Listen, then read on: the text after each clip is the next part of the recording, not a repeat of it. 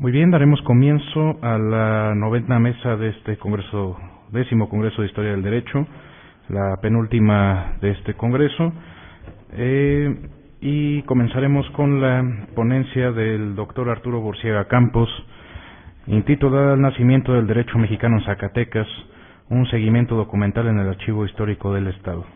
Tiene 15 minutos, doctor, por favor. Gracias. Buenos días. Agradezco la amabilidad de los doctores Soberanes y Cruz Barney por haber aceptado esta ponencia para este 10º Congreso de Historia del Derecho Mexicano. Hice una revisión de algunos documentos que se encuentran en el Archivo Histórico del Estado de Zacatecas, tratando de encontrar la pista, el trayecto de lo que viene siendo el nacimiento, entre comillas, del derecho mexicano en Zacatecas, y encontramos algunos documentos contemporáneos a justamente a la consumación de la independencia, donde se puede ver de alguna forma las prisas, también entre comillas, de en este caso la élite zacatecana, sobre todo en el ámbito administrativo, para cambiar o tratar de adaptarse a las condiciones de un nuevo régimen que ya estaba en ciernes, es decir, el nacimiento del Estado mexicano. En este Archivo Histórico del Estado de Zacatecas, que surgió como tal en el año de 1989, se puede observar una amplia documentación muy diversa, muy variada, como en todos los archivos históricos estatales, y en este caso el archivo está integrado por documentos del siglo XVI al siglo XX. Hay alrededor de 200,000 expedientes, y el documento más antiguo es un acuerdo de la Diputación de Minas de Zacatecas, fechado en el año de 1557, y además el instrumento público más antiguo se localiza en el Fondo de Notarías y se trata de un protocolo del año de 1608. Uno de los documentos del Archivo Histórico del Estado de Zacatecas, más próximo y subsecuentes, como mencionaba, a la Declaratoria de la Independencia de México, es de diciembre de 1821.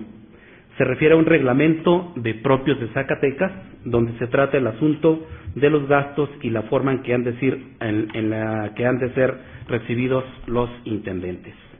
La primera Constitución del Estado data del 17 de enero de 1825, 3 años después de la instalación del Congreso, y sus 198 artículos están conformados en 8 títulos, divididos en disposiciones preliminares del Gobierno del Estado, del Poder Legislativo, del Poder Ejecutivo, del Poder Judicial, de la Hacienda Pública, de la Milicia Estatal y de la observancia de la Constitución. Algunos de los antecedentes para este trabajo que presento, pues están fundamentalmente desde el siglo XVI, donde, hablando ya de archivos, uno de los fundadores de la ciudad, Baltasar Tamiyo de Bañuelos, fue el primero que proclamó la necesidad de resguardar los documentos o los papeles que estaban originando, en este caso, en el Cabildo de Zacatecas, como parte del resguardo de la administración pública en aquel tiempo, si se puede llamar de esa manera. Luego, más adelante, en el siglo XVIII, tenemos otro antecedente también mucho más importante todavía, que es el del doctor don Miguel Gordoy Barrios, que fue elegido representante de la provincia de Intendencia de Zacatecas a las primeras Cortes de la monarquía en la isla de Mallorca el 27 de junio de 1810. En materia de justicia, recordamos algunos trabajos que ya se han hecho también sobre el doctor Gordoy Barrios, que estudió a fondo, como se presume, lo hizo el resto de los diputados, la recopilación de las leyes de los reinos de Indias. Tuvo un acercamiento a la cuestión jurídica a través de las Cortes, con una opinión acertada acerca de la uniformidad de las leyes. Advertía además el doctor Gordoy Barrios que los códigos civil, criminal y de comercio para la monarquía española, que si se había de haber tantas leyes en cada uno de ellos y sobre la misma materia por cada uno de los territorios, sería inútil cualquier legislación emanada de las Cortes de Cádiz. ¿Por qué? Pues decía él que de no clasificarse las variaciones en materia de códigos, lejos de uniformar la ley, se caería en el debilitamiento y la ruptura del vínculo entre todos los españoles. Criticaba además la costumbre y persistencia de los descendientes de los conquistadores por intentar mantener el derecho de conquista y el sostenimiento del sistema colonial en América contra la igualdad de las provincias proclamadas por el Congreso Gaditano. Otro antecedente clave que tenemos para este nacimiento, entre comillas, del derecho en Zacatecas, del derecho mexicano en Zacatecas, es precisamente las primeras leyes mexicanas, y pues está sin duda la Constitución de Apatzingán del año de 1914, donde el Supremo Congreso Mexicano creaba dos corporaciones: el Supremo Gobierno o el Poder Ejecutivo y el Supremo Tribunal de Justicia o el Poder Judicial. Aquí en este caso la justicia se administraría en nombre del emperador a través de los alcaldes y jueces de letras y las audiencias como tribunales supremos de apelación y administración de justicia regional. En el apartado 2 de la ponencia, avanzando por cuestiones de tiempo, me enfoco a lo que es el ámbito del ayuntamiento. En este caso, la declaratoria de la independencia corrió como reguero de pólvora, y en el ayuntamiento de Zacatecas las reacciones oficiales no se hicieron esperar. A 2 días de la mencionada declaratoria, sesionó el cabildo ya autonombrado muy ilustre ayuntamiento constitucional, con la Diputación de Minería y Comercio, la presidencia del alcalde de primer voto y por preeminencia, con el empleo de jefe político subalterno interino de la provincia, don Domingo Velázquez. Abrió la sesión diciendo que había convocado a esta de manera un poco intempestiva y extraordinaria porque, cito, gracias al Dios de la misericordia se ha dado el suspirado término de nuestra civil emancipación del poder de la antigua España, según lo convenían los tratados dictados por los señores primer jefe de la nación, don Agustín Iturbide, y el teniente general externo, don Juan O'Donoghue. Anunciaba la autoridad del Cabildo Zacatecano que pronto se instalaría en la corte del Imperio Mexicano la Junta Provisional Gubernativa anunciada en el Plan de Iguala. El destino no era otro que el de la consolidación de los imprescriptibles derechos de todos los pueblos de América. Luego, más adelante, tenemos otra intervención, también, digamos, alrededor de este contexto, de este nacimiento del derecho en Zacatecas. El prócer zacatecano, Francisco García Salinas, ya había aceptado los arbitrios o el dinero por parte del jefe político de la provincia de Zacatecas para acudir a la Ciudad de México a integrarse a un cuerpo legislativo en la creación de un gran imperio, según él así lo definía. Salinas hacía alusión a su juventud cuando había acudido a las rancias escuelas españolas. Desde su separación de ellas se había visto la necesidad de enfocar toda su atención en subsistir. Por ello no podía, decía él, y cito textualmente, poseer la ilustración que se necesitaba para cooperar a la obra más grande que se podía fiar a los hombres. La carta está fechada en San Pedro Piedragorda el 2 de febrero de 1822. Y el 22 de marzo, también siguiéndole esta pista a los documentos, se comunicó al Ayuntamiento Zacatecano que la Junta Suprema Gubernativa había cesado en sus funciones por decreto del Soberano Congreso Constituyente Mexicano el Poder Legislativo en toda su plenitud. Aunado a la importancia simbólica de los acontecimientos, el Congreso Constituyente también decretó la celebración de los días de festividad nacional, 24 de febrero, 16 y 27 de septiembre. Por otro lado, también el Ayuntamiento de Zacatecas en ocasiones trató de impulsar una legislación desde sus particulares necesidades. La ocasión se presentó cuando el regidor ciudadano José María Miranda denunció la alarmante salida de capitales de la ciudad y del Estado perpetrada por los españoles, sobre todo comerciantes y mineros que se habían quedado a trabajar en el territorio. Ese saqueo de dineros, según él lo calificaba, llevaba a la ciudad a las orillas de una total miseria. Según declaró el regidor, que pedía no quitar a los españoles sus saberes, pero que sí se les compeliera a girarlos ahí mismo. Y el último apartado que tenemos aquí es sobre la justicia. Cuando la declaratoria de la independencia corrió como reguero de pólvora, como ya habíamos dicho, la Intendencia de Zacatecas no quedó en la indecisión de cómo aplicar justicia bajo el esquema tradicional y con los auspicios de los ayuntamientos y cabildos en las principales poblaciones. La tradición jurídica de un pueblo como el español y por extensión la de una sociedad como la novohispana, donde se ubicaba la zacatecana, expresa una doctrina, una idea jurídica, y los cambios que se dan en este entramado dan como resultado una ideología respecto al fenómeno y a la acción llamada aplicación de la ley que se decantan en los anales de la historia del derecho. Antes de fundarse el Supremo Tribunal de Justicia, se instaló el Tribunal Superior de Apelaciones. Alcaldes y jueces de letras esgrimieron la administración de la justicia en primera instancia, pero con inevitables errores de interpretación de derecho y leyes y el estancamiento de los negocios del ámbito, teniendo que intervenir el Congreso del Estado como segunda instancia ante la falta de un Supremo Tribunal de Justicia. La Carta de Naturalización de Zacatecas como Estado libre fue sancionada el 17 de enero de 1825, con la promulgación de la Constitución Política y su gobierno republicano, representativo, popular y federado. El poder se dividió, como ya lo había hecho el vecino estado de Jalisco, en legislativo, ejecutivo y judicial. Los ministros de este aplicarían las leyes en causas civiles y criminales. Los magistrados debían ser nombrados por el gobernador del estado y luego de un periodo de 6 años tenían la posibilidad de ratificación en el cargo. Los artículos 143 y 170 refirieron la instalación del Tribunal Supremo de Justicia y los tribunales de primera instancia. En la práctica de estos fueron habilitados con jueces en Zacatecas y en Fresnillo, Sombrerete, Nieves, Pinos, Juchipila, Tlaltenango, Villanueva, Jerez, Nochistlán y Mazapil. Ya para terminar, a un año de su promulgación, la Constitución del Estado, a través de su organismo normativo y ejecutor, el Supremo Tribunal de Justicia, ya estaba en plenitud de funciones. El trabajo fue amplio, con sus actividades desarrolladas.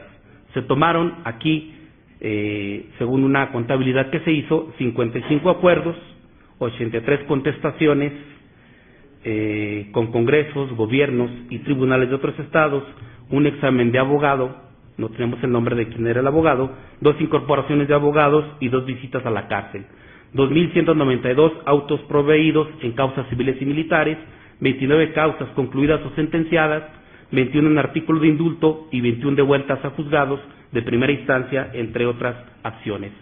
Las 3 salas del tribunal llevaron a cabo 18 consultas al Congreso, 271 autos de revisión de listas mensuales, 330 despachos librados, 18 visitas semanales a la cárcel y un examen de escribano. Además, 291 copias de listas de causas criminales y 235 civiles.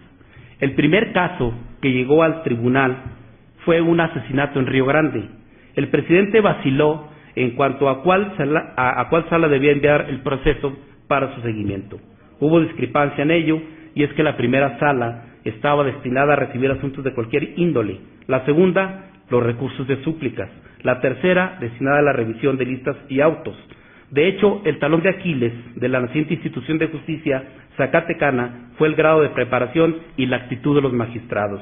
Estos insistían en hacer como suyas las causas de los indiciados, como defensores de las partes, cuando en realidad debían de juzgar y fallar en los procedimientos y determinar sanciones a los inculpados. Además, los abogados que circundaban la aplicación de la justicia, en su calidad de defensores, carecían de instrucción y preparación adecuadas. Las consideraciones finales. Los cambios y el derrumbe del poder español en América fortalecieron el regionalismo y permitieron un reacomodo político que obstruyó la fundación del Estado mexicano. En ese contexto surgió la propuesta de Agustín de Iturbide, que aseguraba la independencia con una monarquía que buscaba la garantía de la unidad y la relación del nuevo Estado con la otra metrópoli hispánica. Sin experiencia, con el peso de las deudas y la devastación dejada por la guerra de independencia, el Imperio mexicano, con su monarquía constitucional, fracasó. Después de la renuncia de Iturbide, la vorágine de acontecimientos llegó. Nueva Galicia se declaró Estado Libre Soberano de Jalisco, Zacatecas le secundó, pero menos radical, aceptó integrar una federación con otros estados. Así comenzó la andadura de Zacatecas como Estado libre y soberano, que buscaba integrarse a una naciente realidad nacional con el derecho mexicano en vías de obtener su propia carta de naturalización. Muchas gracias.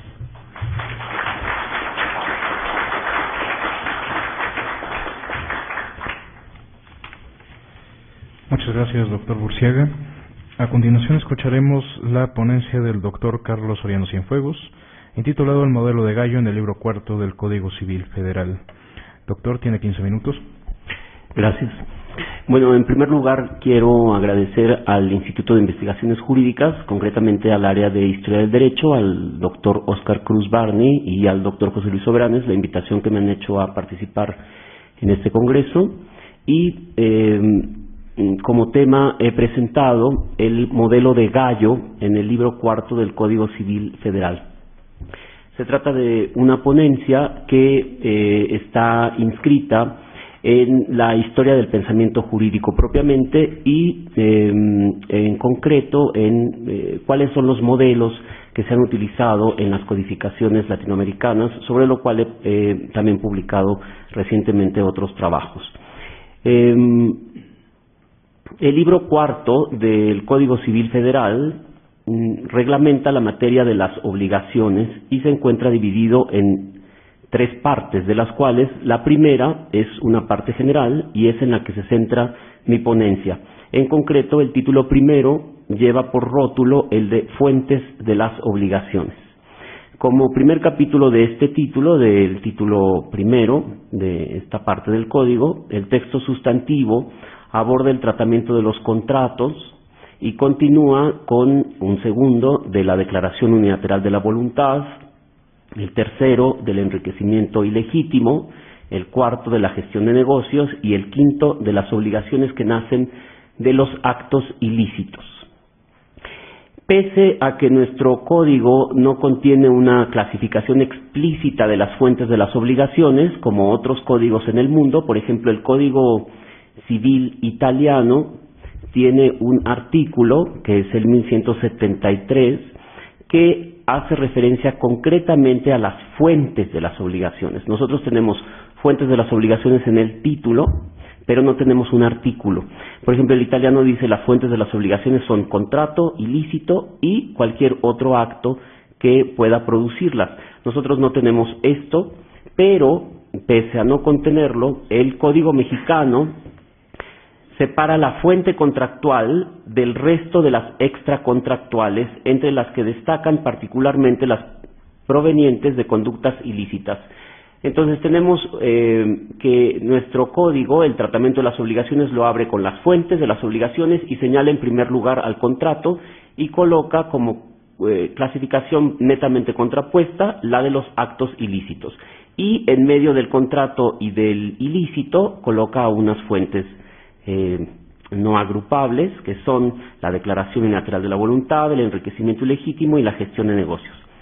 Desde esta perspectiva, la división y secuencia de los capítulos que integran este primer título y por las que opta el legislador mexicano, que es lo que yo quiero insistir justamente en esta ponencia que he presentado, resulta acorde con la tradición romanista de los derechos europeos continentales, insertándose en una larga genealogía del pensamiento jurídico que nosotros no haremos, por supuesto, en esta ocasión, hacen eco en última instancia de la obra de Gallo, al punto que nosotros, los mexicanos, también pudiéramos llamar a este señor Gallo, como lo llamó el emperador Justiniano, nuestro Gallo, Gallus Noster.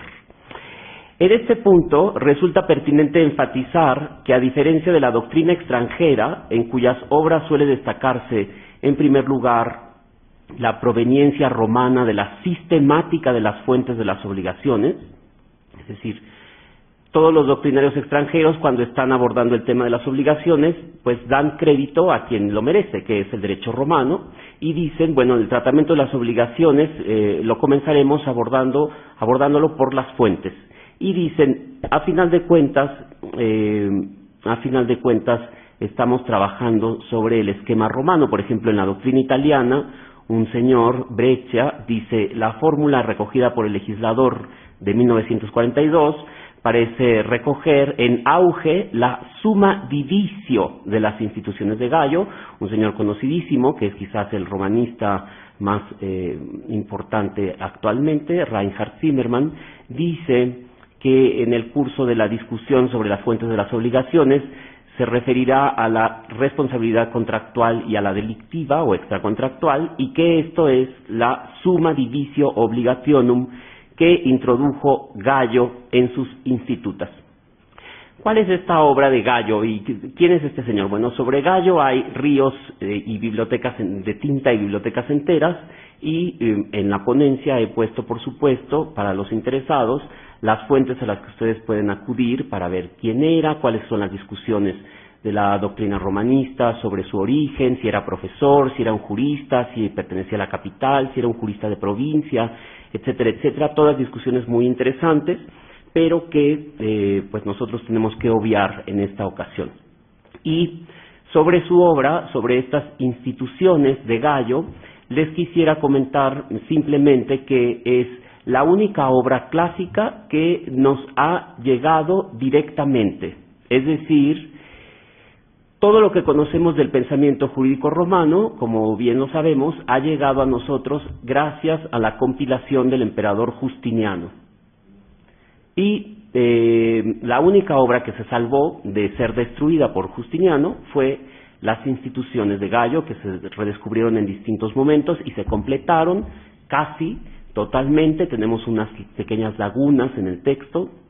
Esperemos que alguna universidad en el mundo destine algunos pues productos y recursos para que los investigadores podamos ir a buscar las partes perdidas de las instituciones de Gallo. Ojalá que en nuestra generación. ¿Usted se apunta para dar los recursos? Ah, muy bien, muy bien. Muy bien. Perfecto. Entonces, pues esta obra de las instituciones de Gallo, pues es la que traza esta primera sistemática de las fuentes de las obligaciones, y decía que, a diferencia de la doctrina extranjera, nuestros textos nacionales, incluido el que a mi juicio ha sido el más utilizado por enteras generaciones de juristas mexicanos, me estoy refiriendo naturalmente al libro del maestro Borja Soriano, guardan un elocuente silencio sobre los orígenes de la clasificación. No dicen nada, empiezan el tratamiento de las obligaciones y empiezan fuentes, contrato, tal. Pero no dicen nada sobre cuál es el origen de esta sistemática.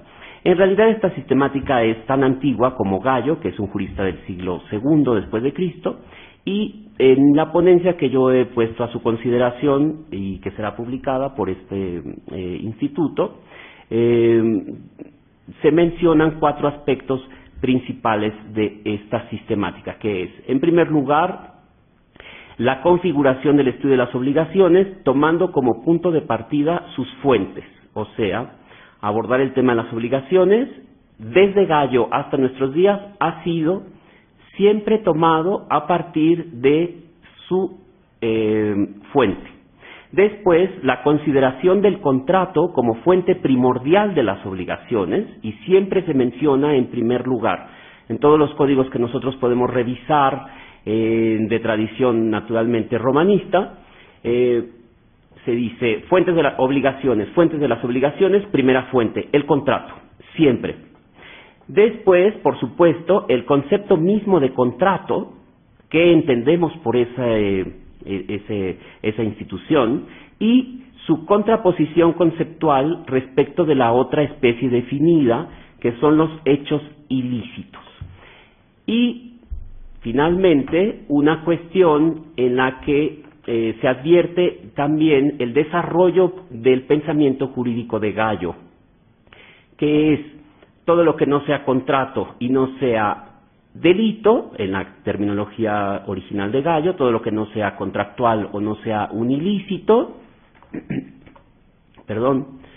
estará entonces integrando una clasificación abierta. Esta clasificación abierta la incorpora Gallo en una obra que se llama Libro de las Cosas Cotidianas, o Reglas de Oro, Res Quotidianarum Sive Aureorum. Los romanistas, a partir de Aranjo Ruiz, debatieron largamente sobre si esta obra era o no era de Gallo, y si era en realidad un pseudo Gallo el que se había apropiado del nombre del famoso jurista y que había publicado bajo pues, la autoridad de su nombre justamente esta obra. Hoy se sabe que la romanística contemporánea afirma que esta obra es de Gallo, es la tendencia común. La polémica se había centrado en que Gallo en sus instituciones utiliza la palabra delictum y en la res quotidiane se utiliza la palabra maleficium. Y entonces, desde Aranjo Ruiz hasta hace poco, todos los romanistas discutían si era clásico, si era posclásico, etcétera, etcétera.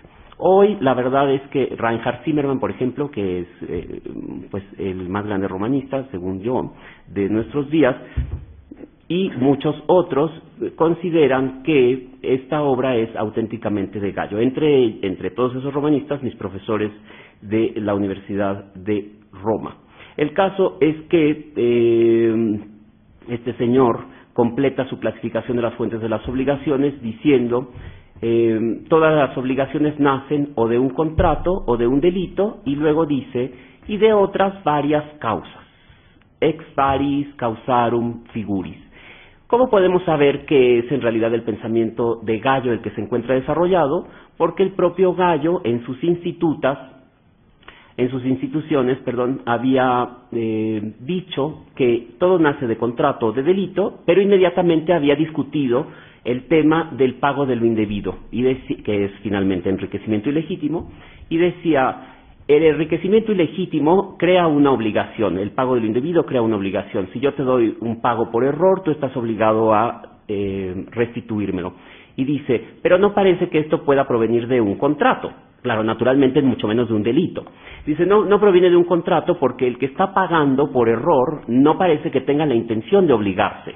Con lo cual nos da además un dato muy importante para comprender otra cuestión que retoman los códigos, entre ellos el mexicano, sobre lo que se entiende por esta institución. El contrato no es exclusivamente un acuerdo de voluntades, sino que es un acuerdo de voluntades encaminado a la creación de obligaciones, tal como señala igualmente nuestro código.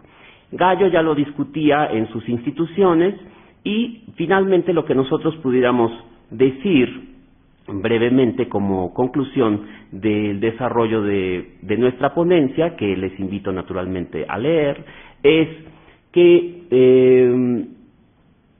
podríamos nosotros afirmar que la sistemática de las fuentes de las obligaciones de nuestro libro cuarto del Código Civil tiene como antecedente último el pensamiento de Gallo, y esto se refleja en las siguientes cuestiones fundamentales. En primer lugar, la configuración del estudio de las obligaciones tomando como punto de partida sus fuentes, lo que debe interpretarse como un plan expositivo, es decir, el comenzar el estudio de las fuentes de comenzar el estudio de las obligaciones con sus fuentes no es una mención genética simplemente, es un plan sistemático, es un plan expositivo. ¿Por qué? Porque lo hace con la intención de crear dos especies de obligaciones, como el mismo Gallo señala. Dice, toda obligación nace o de contrato o de delito, y esto es una especie de la obligación. Esto de los géneros y las especies, en alguna otra ocasión me gustaría comentarlo con ustedes, se incorpora a la jurisprudencia romana a fines de la República. Hay una biblioteca muy importante que llega a Roma a fines de la República, y en la que vienen estas cuestiones que los griegos, concretamente Aristóteles, Platón, habían tratado de dividir en géneros y en especies todo. En segundo término, la consideración del contrato como fuente primordial, o sea, no nada más se comienza las obligaciones con las fuentes, sino que además se menciona en primer lugar al contrato, con lo cual se hace hincapié en que frente a los actos que están enderezados positivamente a la consecución de un efecto obligatorio, la mención de los hechos ilícitos, aun cuando capaces de producir el mismo efecto, lo alcanzan solo como resultado de una reacción, con lo cual entre el ilícito y el contrato ocupa la posición primordial y los ilícitos ocupan un plano subordinado como fuente en todos los códigos a partir del pensamiento de Gallo. En tercer lugar, el concepto mismo de contrato, que ya mencionábamos, acuerdo de voluntades, que tiene como propósito la creación de obligaciones, no cualquier acuerdo de voluntades, y finalmente el reconocimiento de que si no es un contrato y no es un delito, entonces hay otras categorías no subsumibles en esas dos categorías comprendidas en la dicotomía contrato ilícito, con lo cual nosotros tendríamos en Gallo esa expresión de la res quotidiana, ex varis causarum figuris, y en nuestro Código Civil tendríamos el enriquecimiento, la gestión y la declaración unilateral de la voluntad. Con lo cual, me parece que un muy valioso ejercicio sería justamente retomar la tradición, la historia justamente de nuestro derecho, especialmente en este caso el derecho civil, como una importante fuente de aporte para la comprensión de nuestras instituciones. Muchas gracias.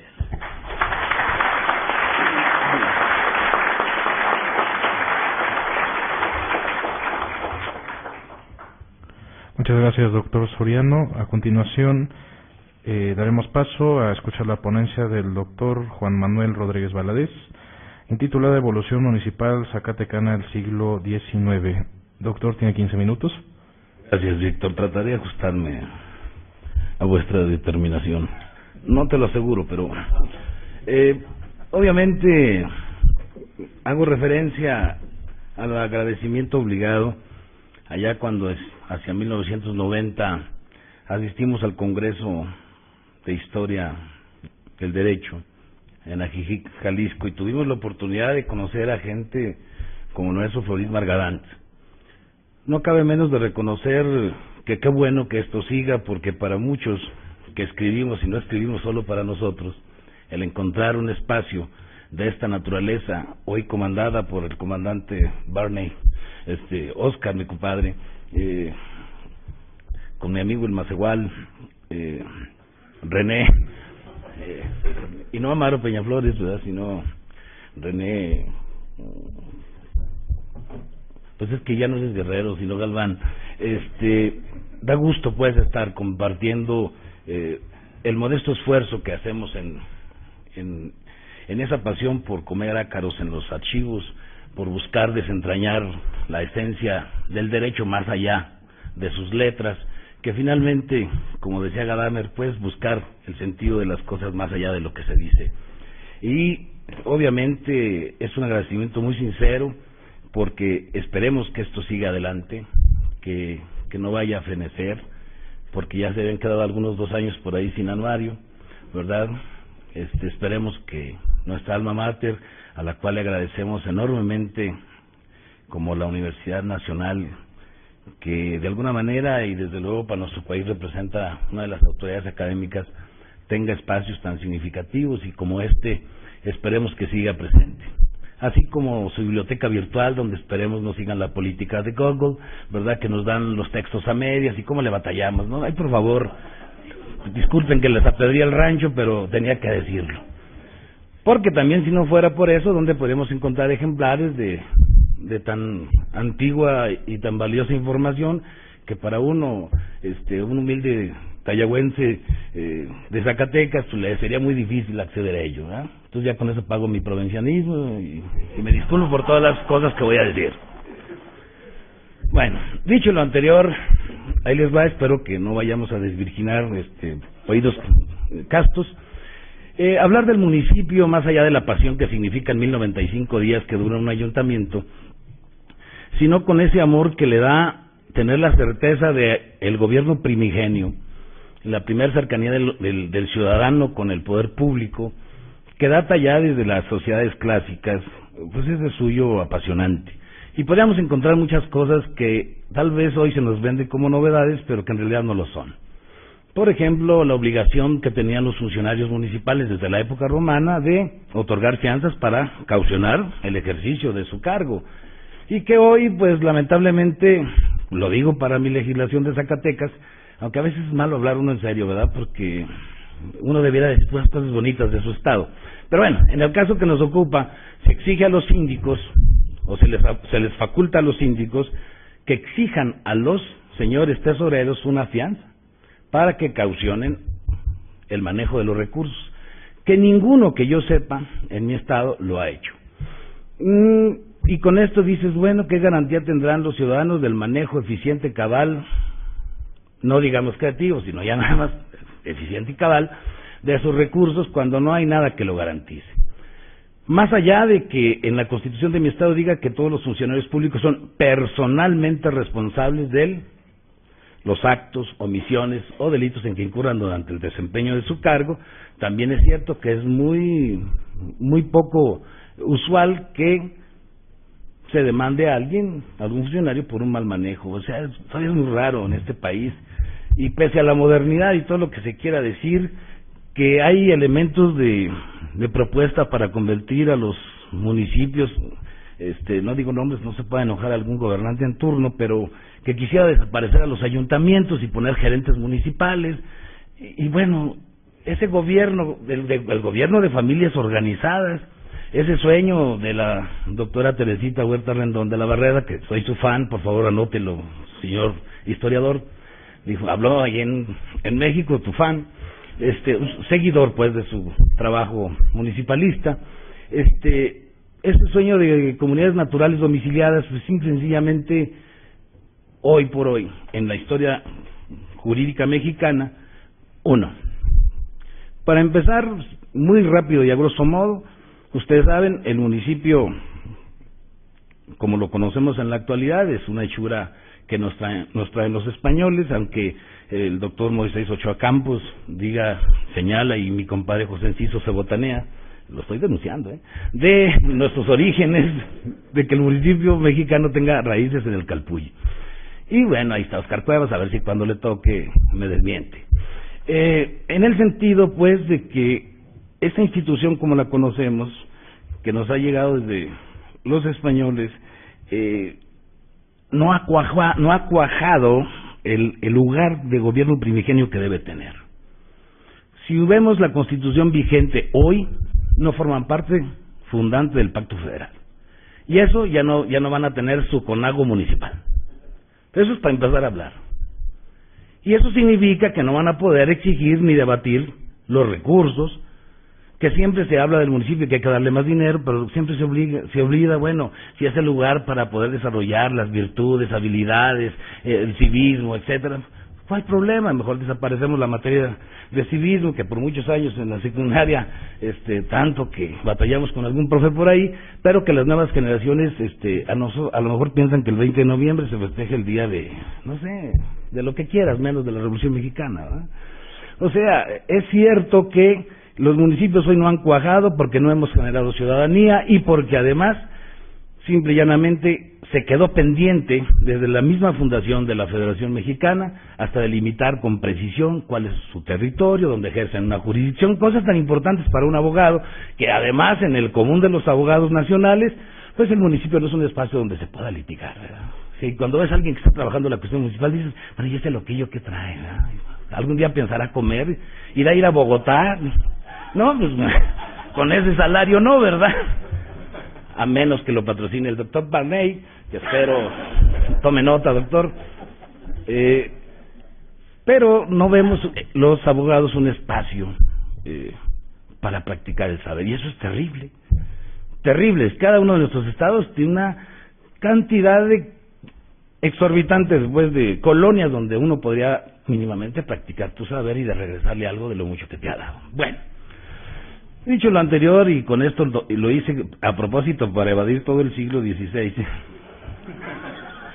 No te sé, trato de ser honesto en la posibilidad. Y eso es por el anuncio que vi ahí a la entrada. La evolución municipal zacatecana tiene grandes problemas desde su propia constitución. Primero, la idea de los pueblos. ¿Quiénes eran los pueblos? En la idea antigua, los pueblos tienen sus propias autoridades, resuelven sus asuntos, tienen facultades plenas, legislativas, ejecutivas y judiciales. Y esto cambia a partir de la batalla de Villalar, en que la soberbia, decían algunos, como René, que le va de cada lado a los conservadores, planteaban el rey que era una soberbia, que los comuneros de Castilla empezaron a debatir su poder, y en una batalla por la defensa de sus fueros pierde los comuneros esa batalla, y ha significado para el municipio en el mundo que nunca han vuelto a recobrar sus facultades plenas. Eso significa, así de plano y llano. Porque por más hermoso que diga el 115, que es base de división territorial, administrativa y política de los estados, que además es demasiado pobre, triste, rabona, porque no habla de ese participar del ciudadano en la conducción y la solución de sus problemas inmediatos, que esa es la esencia. ¿Dónde están esos regidores cadañeros que no les pagaban, que eran honoríficos? Hoy, bueno, pues no hay regidor que aguante pues 3 dietas con la camiseta del partido, ¿verdad? Y ya no se hace partido, y menos ahora que se están inaugurando, y no por decirlo en mi estado, las candidaturas independientes, que tal parece que lleva una membresía de golpearse a los partidos políticos, bendito sea Dios, porque esa fachere que significan, va a significar en el ámbito nacional, bueno, pues a lo mejor ir atenuando la partidocracia, pero pues también veamos si en los conceptos de nuestros gobernantes cuánto dure. El presidente municipal de Félix U. Gómez, compadre, ¿de dónde es? De Enrique Estrada, que es el primer presidente municipal producto de una candidatura independiente. A ver si aguantan los primeros, ¿qué serán? De septiembre a diciembre. ¿Y por qué de septiembre a diciembre? Porque estará... Oh, ya empezamos. Bueno, ese Víctor, come si te vas, ¿verdad? Bueno... Apenas estoy en la introducción, Víctor. Bueno, perdón. Discúlpame, Víctor. A ver si aguanta los primeros 6 meses, porque entra el 15 de septiembre con el presupuesto del municipio que sale. O sea, ni siquiera son por ejercicios fiscales que empiecen en enero y terminen en diciembre. Ni siquiera. Entonces, tenemos a 2 presidentes municipales, uno que está por salir y otro que ya está electo.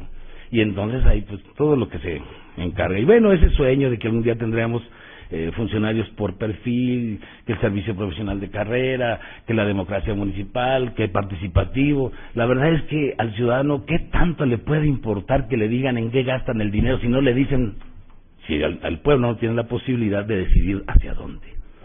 Esa visión de pueblo, de esos pueblos conglomerados colectivos con esos derechos, se acabó, señoras y señores, a partir de que en 1812, aunque todavía sigue esa idea, aunque se empiezan a hablar ya de los ciudadanos, el día que se inventó el tránsito de los derechos colectivos a los derechos individuales, cuyo mayor triunfo del capitalismo en el mundo fue la codificación y el constitucionalismo, la individualización, le ha significado también la separación, sociedad civil, sociedad política, en la cual tal parece que somos invitados y que andamos en 2 mundos diferentes, como si no fuéramos partes de ese mismo estado, de esa rex público, de esa cosa pública, y más a los municipios que fueron entendidos como las pequeñas repúblicas, esas repúblicas primigenias que en nuestro país lamentablemente siguen languideciendo, porque todas sus reformas, absolutamente todas, exceptando una que otra que cambió un artículo o cambió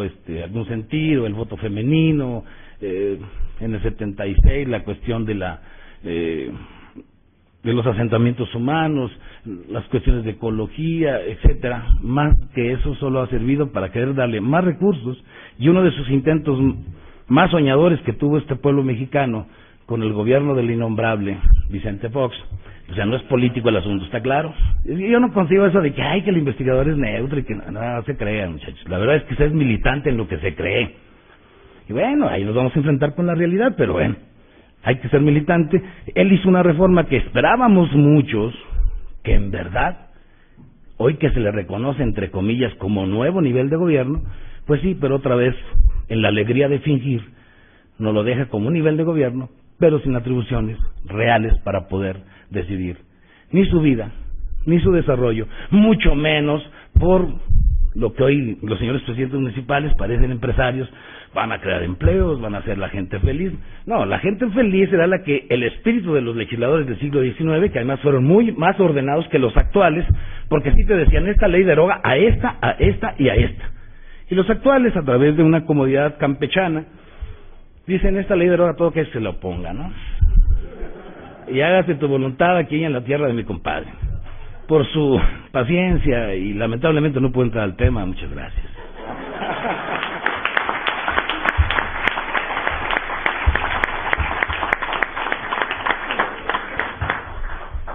Muchas gracias, doctor Rodríguez Valadez. A continuación escucharemos la ponencia del doctor Luis René Guerrero Galván, intitulada Las ordenanzas decimonónicas zacatecanas una muestra de la vida cotidiana municipal. Doctor, tiene 15 minutos. Si me los deja Juan Manuel, cómo no, con mucho gusto. Se acaba de celebrar hace poco un aniversario más de la toma de Zacatecas. Y como verán, esta mesa, ahora los zacatecanos tomamos esta mesa. Y bueno, vamos a hablar un poco sobre lo que ya ha estado hablando el doctor Burciaga, Juan Manuel y un servidor, que es la composición, de alguna manera, del nacimiento de esta virtud municipal en el siglo XIX en Zacatecas. Obviamente la ponencia es más larga, o el trabajo que se pretende publicar es más largo, y sí nace de una publicación que esperemos este año estar entregando para su dictamen y su posterior publicación, sobre una compilación de las ordenanzas municipales de Zacatecas en el siglo XIX, una transcripción paleográfica y un estudio sobre las mismas. Aquí solo les hablaré de la particular circunstancia que implica las ordenanzas municipales a nivel del reflejo de lo que yo he denominado la vida cotidiana municipal en este incipiente orden constitucional que se está conformando después de la independencia de México. El estudio de las ordenanzas municipales, dadas de manera muy temprana en la Nueva España desde el siglo XVI, configura el conocimiento de la vida en las ciudades hispanoamericanas, así como la forma en que funcionaron y fueron utilizadas las instituciones locales. Estos órdenes normativos que rigieron las actividades de la vida cotidiana municipal nos indican, atendiendo a los diversos asuntos que pretendieron regular, cuáles eran los problemas más importantes que preocupaban en esos momentos a la población en general, así como a las autoridades novohispanas, de manera que con dichas disposiciones reguladoras se puede advertir una información cierta y fresca, atendiendo a la contingencia con que fueron creadas, fruto de las necesidades de los cabildos indianos y sus diferentes esencias económicas, políticas y sociales. Si bien una ordenanza puede ser un simple acuerdo del cabildo para solventar un caso específico y concreto, que luego sirve de antecedente para casos similares, dentro de las ordenanzas municipales se encuentran ciertas situaciones que sólo posteriormente son consideradas ordenanzas. También se llama ordenanzas a las disposiciones aprobadas o a los acuerdos tomados por el cabildo sobre un asunto determinado, con el fin de regularlo con carácter general, y por último, se entiende por ordenanza al conjunto de disposiciones de carácter general y variado que forman un cuerpo orgánico de disposiciones legales, conteniendo unas veces normas de gobierno y más frecuentemente regulaciones de la ciudad, de la vida y ambas cosas a la vez. Las ordenanzas como cuerpo orgánico de disposiciones podían ser hechas por el cabildo o por las autoridades ajenas al mismo. En el sentido novohispano, se puede tomar como ordenanza aquella elaborada por la corona, los cabildos, la audiencia o los virreyes. Las recopiladas en este estudio tienen el común denominador que todas son ordenanzas municipales, dictadas para regir la vida municipal de la ciudad, bien sean emanadas del propio cabildo o dictadas por autoridades. Cabe señalar que estas ordenanzas abarcan la mayor parte geográfica de lo que entonces conformaba Zacatecas, comprendiendo ordenanzas de villas y ciudades del norte al sur, incluyendo ciudades que actualmente pertenecen al estado de Aguascalientes y que antes, huelga decirlo, pertenecieron a la jurisdicción zacatecana. Por tanto, y a partir del análisis de su fecha de creación, su extensión geográfica y su validez en el tiempo, nos brindará un panorama muy complejo de la vida real de las poblaciones zacatecanas, lo que permitirá analizar su problemática y sus principales inquietudes, revisar, como ya se señalaba, las formas como enfrentaron y resolvieron su problemática cotidiana. Tengo que darles un contexto. Son 23 instrumentos jurídicos, 23 ordenanzas en el transcurso de 1827 hasta 1863. Todas estas ordenanzas están contenidas en el acervo del Archivo Histórico del Estado de Zacatecas, en el Fondo del Poder Judicial.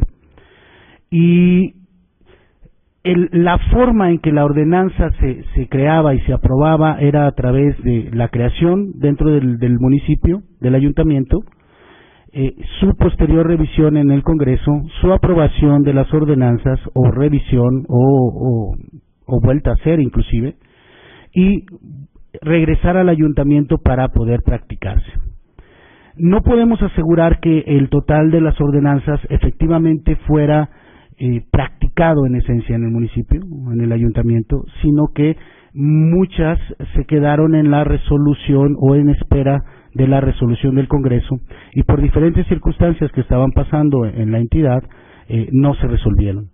Muchas siguieron su destino final, que fue la promulgación y aceptación, pero que el ámbito local no le dio a la mejor la trascendencia o importancia que tenía. No les voy a contar la historia de Zacatecas, no se preocupen, me lo voy a obviar un poco en cuanto a esta percepción, y me centraré también, para no tomar mucho tiempo, demasiado, en aspectos generales. Zacatecas se convirtió en Estado libre y federado desde 1823, forjado a partir de la intención de grupos muy poderosos e independientes, cuyo poderío económico se derivaba de la producción y comercio de la plata. Sin embargo, la decadencia de la economía local, el surgimiento del mercado libre, que favoreció inmensamente a los grupos marginados, entre otros factores de no menor importancia, la influencia de los grupos de las élites locales cayó en decadencia. Para 1823, Zacatecas establece una alianza con Guadalajara con la intención de establecer una mediación de las provincias frente al gobierno nacional. Esta situación generó para Zacatecas su declaración como Estado libre federado, además de la creación de un Congreso Constituyente, promulgando por fin su primera Constitución en 1825. Ahora me voy a pasar a decirles un ejemplo de lo que trata la ordenanza y solo leerles dos o tres artículos para que vean la preocupación del ayuntamiento por regular ciertas características que son privativas de la ciudad o de la villa o del ayuntamiento en turno, ¿no? Por ejemplo, el capítulo 1 de la ordenanza municipal del mineral de asientos, dada en 1827, nos dice: de los individuos que componen el ayuntamiento, su tratamiento, prerrogativas y uniforme. El ayuntamiento se compone conforme al reglamento económico político de los partidos, de un presidente, 2 alcaldes, 4 regidores, un síndico procurador y un secretario. El ayuntamiento gozará, como siempre, el tratamiento de señoría, con la diferencia de que esto solo será cuando en plural se dirija la voz a la corporación, pero cuando uno a otro de sus individuos se hablen mutuamente, aun estando en sesión, se omitirá el vuestra señoría. Artículo 5. En cuanto al uniforme, como que el reglamento deja en libertad a los capitulares para hacer o no el que designa, solo se les encarga que cuando lo hagan sea de paño, fabricado en el país y de color negro. Los capitulares usarán una banda azul sin borlas y el presidente, para distinguirse, la usará con ellas, aprobadas que sean estas ordenanzas. O sea, están guardando una cultura de que para ir a las sesiones tienen que ir uniformados y no pueden usar, por ejemplo, la misma vestimenta que el presidente. Y la distinción serán las famosas borlas. Y la enumeración, claro. Las obligaciones comunes de todo el ayuntamiento. El artículo 6. El ayuntamiento tendrá forzosamente un acuerdo cada semana, que será el miércoles, y si este día fuere feriado, será un día antes o después. La sesión se comenzará a las 10 de la mañana y terminará a las 12. Como ven, se trabaja 2 horas. Pudiendo el presidente prolongarla hasta la 1 cuando lo estime conveniente, y las extraordinarias serán permanentes hasta su conclusión. El ayuntamiento debe de participar en las procesiones y además debe de guardar días feriados del calendario eclesiástico. Por ejemplo, a las procesiones que acudirá el ayuntamiento será a la del Domingo de Ramos, a la del Santo Entierro, a la entrada y salida del Señor del Tepozán, que es el santo de asientos, a la del Día de Corpus, a la letanía que sale por la plaza, a la función del día 2 de agosto que se hace a Nuestra Señora de Guadalupe, por las aguas y a las plegarias extraordinarias que se hicieren al Señor de Tepozán por cualesquiera calamidad. Para asistir el ayuntamiento a las funciones cívicas, a más de las eclesiásticas que están decretadas y en adelante se decretaren por la Federación o por el Honorable Congreso del Estado, habrá 2 listas, de las que una estará en la Secretaría y la otra, para recordar al presidente, su citación la tendrá el portero de Cabildo. Una de las últimas preocupaciones que les quiero relatar. Artículo 18. La Comisión de Escuelas. Como que tiene a su cuidado lo más precioso de la sociedad y planteles del Estado, observará y velará escrupulosamente sobre la conducta, tanto política como moral, de los preceptores, y advirtiendo que ésta no sea la mejor, avisará al ayuntamiento a fin de que los remueva, pues ellos son la fuente de donde dimanan los adelantamientos y buenas costumbres de sus alumnos, a cuyo efecto visitará las escuelas cuantas veces les sea posible, sin que bajen por lo menos de 2 ocasiones en la semana, obligando por sí a todos los padres de familia manden sus hijos a la escuela, o avisando al presidente para que lo haga. Darán cuenta en todos los acuerdos de los progresos o atrasos de la enseñanza, y el ayuntamiento resolverá inmediatamente lo que convenga en un punto tan interesante y que tanto recomienda el Reglamento Económico Político del Estado, siendo por lo mismo extensiva esta comisión a todos los capitulares, sin que ninguno pueda desatenderse de ella. Hay muchos más ejemplos en las ordenanzas que podemos citar y podemos aquí reseñar.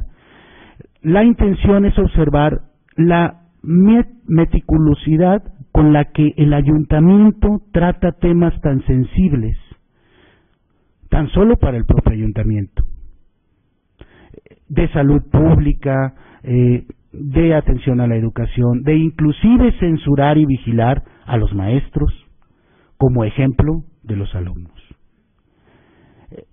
Si nos fijamos ahora, las preocupaciones actuales del ayuntamiento son otras, y han dejado de lado la vida cotidiana y la vida esencial del ayuntamiento, bajo el rubro de necesidades sociales o necesidades de políticas públicas muy diferentes a las que en ese entonces se preocupaban. No quito más su tiempo para darles más tiempo a los demás ponentes, y estoy a sus órdenes para cualquier pregunta. Gracias.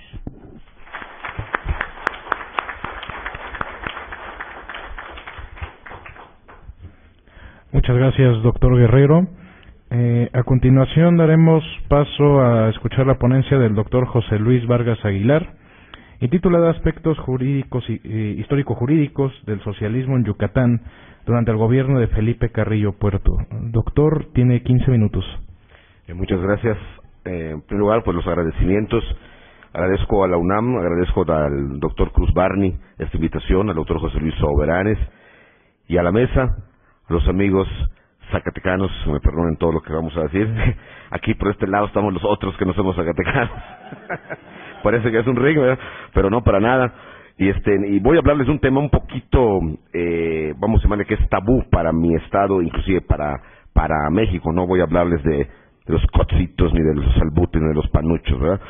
Pero de algo similar, que es el socialismo que el maestro Paoli Bolio llegó a llamar socialismo olvidado de Yucatán, que por cuestiones políticas, el tema de Felipe Carrillo Puerto es muy difícil de estudiar, inclusive para nosotros los que vivimos ahí. Yo he pasado más de 20 años investigando sobre Felipe Carrillo Puerto. Hay mucho mito, hay mucha leyenda, hay mucho que se ha sabido o que se cree que porque se pasó una película, así era Felipe Carrillo Puerto, cuando ahí fue un gran legislador, pero hay poco de él, porque cuando en la década de los 40 el gobierno socialista yucateco cae para nunca más volver, antes de entregar el poder al nuevo gobierno, al emanado ya de la Revolución Mexicana, el Partido Revolucionario que va a gobernar, pues el Partido Socialista va a quemar los archivos del Poder Legislativo y todos cuantos archivos hayan encontrado. por lo tanto es muy difícil encontrar. Lo poco que hay se encuentra en el Archivo General del Estado. He tenido que recurrir a fuentes de, bueno, ya a estas alturas, esto pasó hace 90 años, no hay gente que viva, pero hace 20 años aún vivían algunos personajes ya ancianos, y se ha tenido que recurrir a fuentes orales y pocas escritas como las que hay en el Archivo General del Estado. Pero de lo que más nos interesa a nosotros como estudiosos de la historia del derecho es la legislación. Para empezar, si me da tiempo el doctor Víctor, nos queda 5 minutos, voy a tratar para poner meramente en contexto histórico lo que ocurría en el estado de Yucatán, y tampoco voy a hablar de la historia de Yucatán, como tampoco mis compañeros de Zacatecas que hicieron unas pláticas brillantes. Realmente aprendí mucho del municipio, y lo que comentó uno de los doctores del síndico, realmente así es, igual pasa en Yucatán, pero quiero sí contextualizar más bien, ¿no? Yucatán, por su estructura, por ser una península, vivió siempre una política alejada de lo que es el centro de la ciudad, de lo que es México. La independencia que se consume en Yucatán no tuvo nada que ver con la independencia que nosotros celebramos hoy en día. De hecho, no hubo un disparo, no hubo sangre, no hubo muertes, no hubo nada.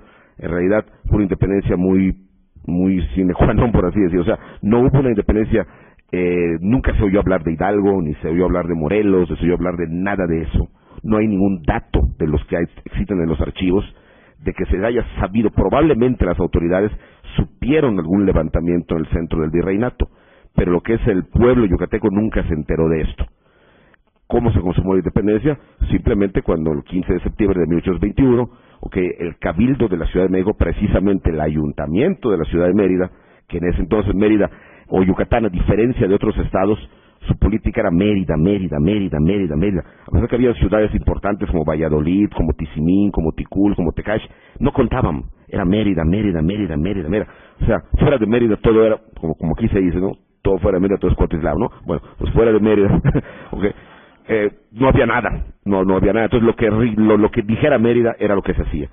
Y simplemente el ayuntamiento decidió unirse al naciente imperio de Iturbide y se unía a lo que era el imperio de Iturbide, no la república.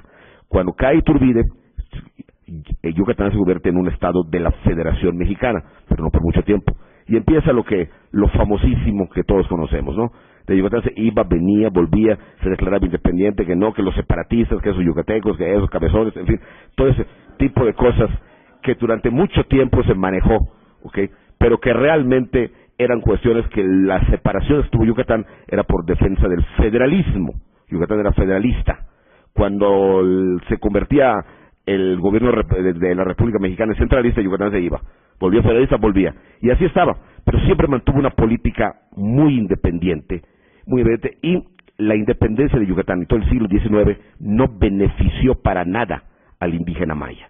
Yucatán sigue siendo un estado muy indigenista, con mucha cultura indígena y con mucha cultura maya, aún hoy en día. Salvo la población de Mérida, las poblaciones del interior, en su mayoría, según los censos, son indígenas, a excepción de Mérida. Obviamente, pues durante la independencia, la esclavitud siguió, no hubo, como pasó en toda la República Mexicana, no hubo una libertad del indígena, sino que al contrario, hubo una esclavitud total. Esa esclavitud pues fue muy fuerte, sobre todo en el siglo XIX, y va a germinar un descontento indígena con quizá la guerra más terrible y más triste que ha tenido el estado de Yucatán, que fue la llamada Guerra de Castas, efectivamente, en donde la raza indígena se levanta para eliminar a los tzules, o sea, a los caballeros, a los blancos, y van a tomar muchas ciudades importantes. Van a tomar Tizimín, van a tomar Ticul, van a tomar Valladolid, que era una ciudad elitista en ese entonces, y muy cerca estuvieron de la ciudad de Mérida. Por cuestiones religiosas de los mismos mayas y por cuestiones políticas que se pelean entre ellos, no logran realmente vencer a la población blanca de Yucatán, y Yucatán, que en ese momento fungía y fingía ser una república independiente, pide ayuda a México. El presidente José Joaquín de Herrera, en ese entonces, que sustituía a Santana, lo cual eso beneficia a Yucatán, porque Santana no podía ver a Yucatán, ayuda a Yucatán, y los indígenas mayas son relegados a lo que hoy es el estado de Quintana Roo, y ahí van a ser relegados, nunca vencidos. Sin embargo, sigue esta política muy clasista. Y cuando llega el porfiriato, donde hay un auge inmenso de la política enequenera yucateca, los indios vuelven a ser objeto de esclavitud. Una esclavitud terrible, pero terrible, en donde la mayoría de las tierras enequeneras mantenía esclavos, tiendas de raya como en toda la República, pero en Yucatán era aún peor. Por lo tanto, los indígenas mayas estaban totalmente esclavizados. Viene la revolución, la revolución, que ocurre algo similar a con la independencia. La revolución mexicana no impacta directamente, al menos al principio, en Yucatán. En 1910 hay un movimiento que se ha llamado la primera chispa de la revolución en una ciudad yucateca llamada Valladolid, que es aplastada por las fuerzas federales y fusilado a los indígenas. De ahí, el 20 de noviembre, no ocurre nada en Yucatán.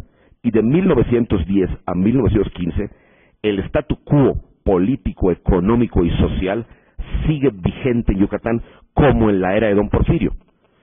En Yucatán, vamos a llamar el porfirita, o el porfirito chico, era un personaje muy importante llamado Olegario Molina, que era el que manejaba la política y manejaba las sociedades enequeneras, él y toda su familia, eran 14 familias. Y no es sino hasta 1915, cuando la Revolución Mexicana, como la entendemos, entra al estado de Yucatán con el personaje sinaloense, el general Salvador Alvarado, que a punta de golpe, por así decir, entra e implanta la revolución. Los hacendados huyen en su mayoría, se van a Cuba, que en ese entonces era el paraíso para los hacendados, y Alvarado implanta aquí un modelo socialista que en 1915 estaba de moda. Y es aquí cuando aparece la figura de Felipe Carrillo Puerto. Y muy breve, ¿quién era Felipe Carrillo Puerto? Era un hombre de Motul, le gustaban juegos motuleños, como muchos de nosotros.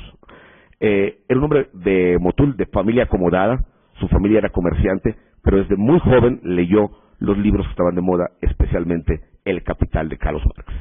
Y él entendió el socialismo como un paternalismo, y eso va a ser muy interesante. Por eso va a chocar con Alvarado. Su liderazgo era un personaje carismático. Sin embargo, cuando estalla la revolución, como en Yucatán no pasaba nada, él viene aquí al centro y se une a las fuerzas de Emiliano Zapata para luchar por lo que él pensaba que era la revolución más digna y más limpia, la de Emiliano Zapata. Y está muchos años con Emiliano Zapata, del 10 al 15. En el 15, Carrillo regresa a Yucatán cuando sabe de la llegada de Alvarado, con ideas nuevas y con ideas revolucionarias. Pero da la casualidad que no se entiende con él, porque para Carrillo Puerto, Alvarado era un demagogo, era un hipócrita socialista que lo que pretendía era el poder. Y para Alvarado, ese lidercillo era subversivo y era peligroso. Inclusive lo va a meter a la cárcel, a Carrillo Puerto. Pero Alvarado no dura. Cuando por fin aparentemente parece que la revolución se estabiliza con la Constitución de 1917, Alvarado es llevado a otros lugares, y entonces Yucatán ya elige sus gobernantes y empiezan a ser electos precisamente grupos del partido que Felipe había fundado, el Partido Socialista del Sureste. Y en 1922, eso es muy importante, en una justa electoral, no fue imposición, sino gana las elecciones, Felipe Carrillo Puerto gobierna Yucatán y va a ser el primer gobernante socialista que hay. Y aquí viene algo muy importante en cuanto a sus leyes. Su primer discurso lo va a dar en maya. Es el único gobernador que ha hablado en maya a los mayas y que no ha visto a los mayas como solamente como la parte histórica y como que, bueno, esto va a ser gracias, 5 minutitos, sino ve a los mayas como lo que eran, gente que tenía un gran pasado, pero también un gran porvenir. Y entonces él se va a abocar paternalistamente, su socialismo va a ser paternalista. Y entre las leyes que Carrillo Puerto va a dar, fueron leyes muy avanzadas. Por ejemplo, da una disposición legal en materia de protección del medio ambiente. Imaginen ustedes, hoy todavía estamos hablando del derecho ambiental. Hace 90 años, Felipe Carrillo Puerto dio la protección al medio ambiente. Implicaba el reglamento de los intereses cortoplacistas frente a los largoplacistas. En enero emitió prohibiciones de cazar durante la estación seca y de la caza con lámparas. Otras leyes disponía la elaboración, venta y uso de sustancias que ensuciaban el ambiente. Entonces, ¿qué avanzado estaba? También estableció predios para plantación de árboles frutales, concedió una exención fiscal por la forestación de campos, una ley de fomento de la vida vegetal, declara asunto de interés público la conservación de los bosques y la reforestación de tierras tierras municipales. Toda empresa estaba obligada, en la medida de lo posible, a sustituir los combustibles vegetales por otro tipo de combustibles. Da una ley muy importante llamada ley del divorcio, que hoy en Yucatán ya se volvió a tomar en cuenta, ¿okay? Una ley, lo que los yucatanos le llaman divorcio express, en donde no era tanto el pleito entre la familia, sino que lo que importaba era el cuidado de la familia para no sufrir los embates del pleito de divorcio, que hoy, en febrero, lo vuelve a tomar el Congreso del Estado de Yucatán 90 años después, y ya está aprobada otra vez, porque esta ley fue derogada a la muerte de Carrillo Puerto, porque se consideraba una ley que él se empezó a... Tengamos en cuenta que hubo mucho enemigo del socialismo yucateco, muchísimo enemigo. ¿Por qué? Porque los hacendados, aún desde Cuba, hacían mucha mala propaganda. Y hoy en día, de hecho, el socialismo en Yucatán se considera como si fuera un comunismo al estilo Stalin, cuando no fue así. Carrillo Puerto no persigue a nadie. Por ejemplo, le quitó a los reclusos el uniforme a rayas que había, cosa que mucho antes que se quitara aquí en la Ciudad de México. ¿Okay? Insistió que todos los jueves se le diera lo que llamaba el Jueves Rojo a los reclusos, sermones de la doctrina racionalista e inclusive del evangelio cristiano donde hubiera ideas socialistas. O sea, él percibe que en el evangelio de Cristo hay muchas cosas socialistas y las enseñaba a los reclusos. De las antiguas celdas que eran mazmorras, hizo nuevas. Los reclusos podían abrir sus celdas a su gusto y encontrarse en un corredor común. Volvemos a lo mismo. Todo esto eran decretos y leyes que hacía Carrillo Puerto. Bueno, en lugar de declarar las quejas como infundadas, ¿okay?, las declaraba siempre ponía, el que declara de entrada dice la verdad. Es decir, no había eso de que, bueno, me estará mintiendo, me quiere engañar, sino que al contrario, volvemos a lo mismo, todo era una idea paternalista. Y hay mucho, yo pediría, pues ya me están correteando en el tiempo, yo pediría como los doctores de aquí de Zacatecas que lean lo que es todo, es bastante, realmente en 15 minutos es muy difícil hablar de la legislación carrillista. El problema fue que a la caída de Felipe Carrillo Puerto, y Felipe Carrillo Puerto cae en un golpe de Estado, menos de 2 años. ¿Cómo que en un golpe de Estado? Sí, porque Carrillo Puerto era partidario del presidente Obregón, y cuando el presidente Obregón se decide por la candidatura de Plutarco Elías Calles, Felipe Carrillo Puerto va a apoyar a la candidatura de Plutarco Elías Calles. Pero recuerden que hubo un disentimiento ahí entre los sonorenses, donde Adolfo de la Huerta se lanza en contra de esta candidatura. Y entonces el ejército mexicano, en su mayoría, apoya a Adolfo de la Huerta. Y la guarnición, que en ese entonces era el 22º Batallón, que se encontraba radicando en Mérida, apoya la candidatura de Adolfo de la Huerta, contra lo que apoyaba el gobernador. Entonces hay un choque entre los militares y el poder civil. Entonces en este choque cae Felipe Carrillo Puerto, que trata de huir, que es otro mito que se habla, que se comenta mucho, es que trató de huir para casarse con una gringa, a la que le dedicó la canción de Peregrina. ¿Okay? Y eso ha pasado, y si estaba enamorado o no, eso es algo que no nos interesa. ¿Okay? y si quería huir y casarse, además de buscar ayuda, bueno, pues ¿qué tiene? Así es, ¿qué tiene? Ya había hecho la ley del divorcio, ya se había divorciado de su esposa, cosa que la esposa, por cierto, que eso también lo que le critican sus oponentes, no sabía que se había divorciado. La esposa, doña Isabel Palma, viuda de Carrillo, tuvo sí, a mí sí estuvo mal, aquí les cuento el chisme nada más, cuando muere Felipe Carrillo Puerto, porque lo van a agarrar, no logra escapar, lo van a agarrar en lo que viene siendo la costa oriental yucateca, y lo agarran los militares, lo traen a Mérida, le hacen una farsa de juicio militar, porque no era militar, pero le hacen una farsa de juicio, y lo van a fusilar con sus hermanos en el cementerio de la ciudad de Mérida, la madrugada del 3 de enero de 1924. La esposa luego va a pedir una pensión, en ese entonces las mujeres no trabajaban, como esposa de un exgobernador, y le dice, pues no, ¿cómo? Usted no es la esposa. ¿Cómo que no soy la esposa? Yo no soy, pero no puede ser posible, no. y le muestra el acta, porque con esta ley el único que se divorció realmente fue Felipe Carrillo Puerto. Se divorció de la esposa, ¿ok? Entonces ellos, ¿cómo va a ser posible? Sin embargo, buscaban ahí la forma legal, somos muy hábiles los abogados, y la señora, que murió hace como unos 30 o 40 años, ya de anciana, tuvo una pensión como, fíjense que terrible, no como esposa, sino como concubina.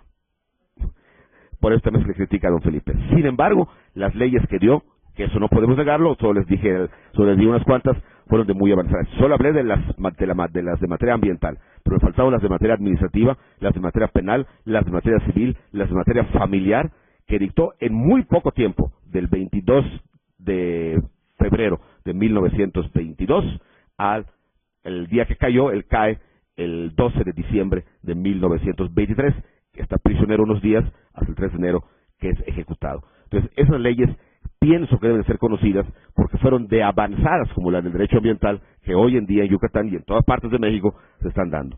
Creo que esto es algo muy importante, que el socialismo yucateco no fue un socialismo dictatorial, sino fue más que nada un socialismo paternalista.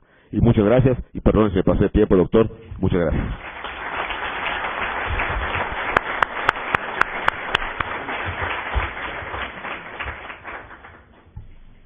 Muchas gracias, doctor Vargas. A continuación escucharemos la ponencia del doctor Francisco Ramos Quirós, intitulada El Consejo de Gobierno Michoacano y su papel en la defensa de la Constitución local de 1825. Doctor, tiene 15 minutos. Muchas gracias. Muy buenos días, tengan todos los presentes. Yo quiero iniciar pues sumándome también al agradecimiento muy sentido a los organizadores de este evento, primero por la trascendencia que tiene el poder discutir temas tan importantes de la historia del derecho, en este caso de la historia de los estados, y pues agradecer de manera particular la invitación al doctor Oscar Cruz Barney, al doctor José Luis Soberanes Fernández, y bueno, a todos ustedes que asisten y que hacen posible este evento. Yo quiero también comentar, bueno, la ponencia ya lo han dicho, se intitula El Consejo de Gobierno Michoacano y su papel en la defensa de la Constitución local de 1825. Se trata de un trabajo más extenso, que seguramente podrán tener a la vista ya en su publicación, si es que se llega a publicar. ¿Qué pasa aquí? Bueno, algo sí hay que aclararlo. Algo importante aquí es un texto mucho más completo, pero bueno, vamos a dar algunas ideas que permitan entender de qué se trata. Y lo primero que habría que comenzar por señalar es que es un tema que no se ha tratado.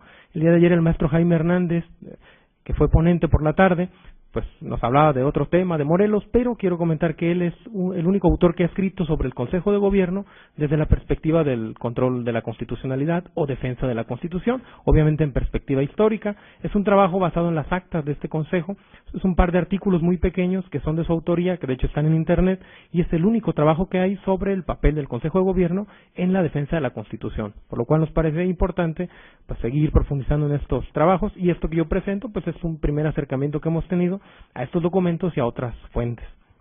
Y para esto habría que señalar también, y de manera que se vaya entendiendo, pues entender que, bueno, ¿qué entender por defensa de la Constitución o control de la constitucionalidad? Seguramente, bueno, ya todos los presentes tienen una noción. Habría quizá que precisar, se trata simplemente de aquella actividad del Estado encaminada a vigilar que se cumpla la Constitución. De hecho, palabras más, palabras menos, de nada sirve tener una Constitución si no se cumple. Entonces son las medidas, lo que se busca para que la Constitución se cumpla.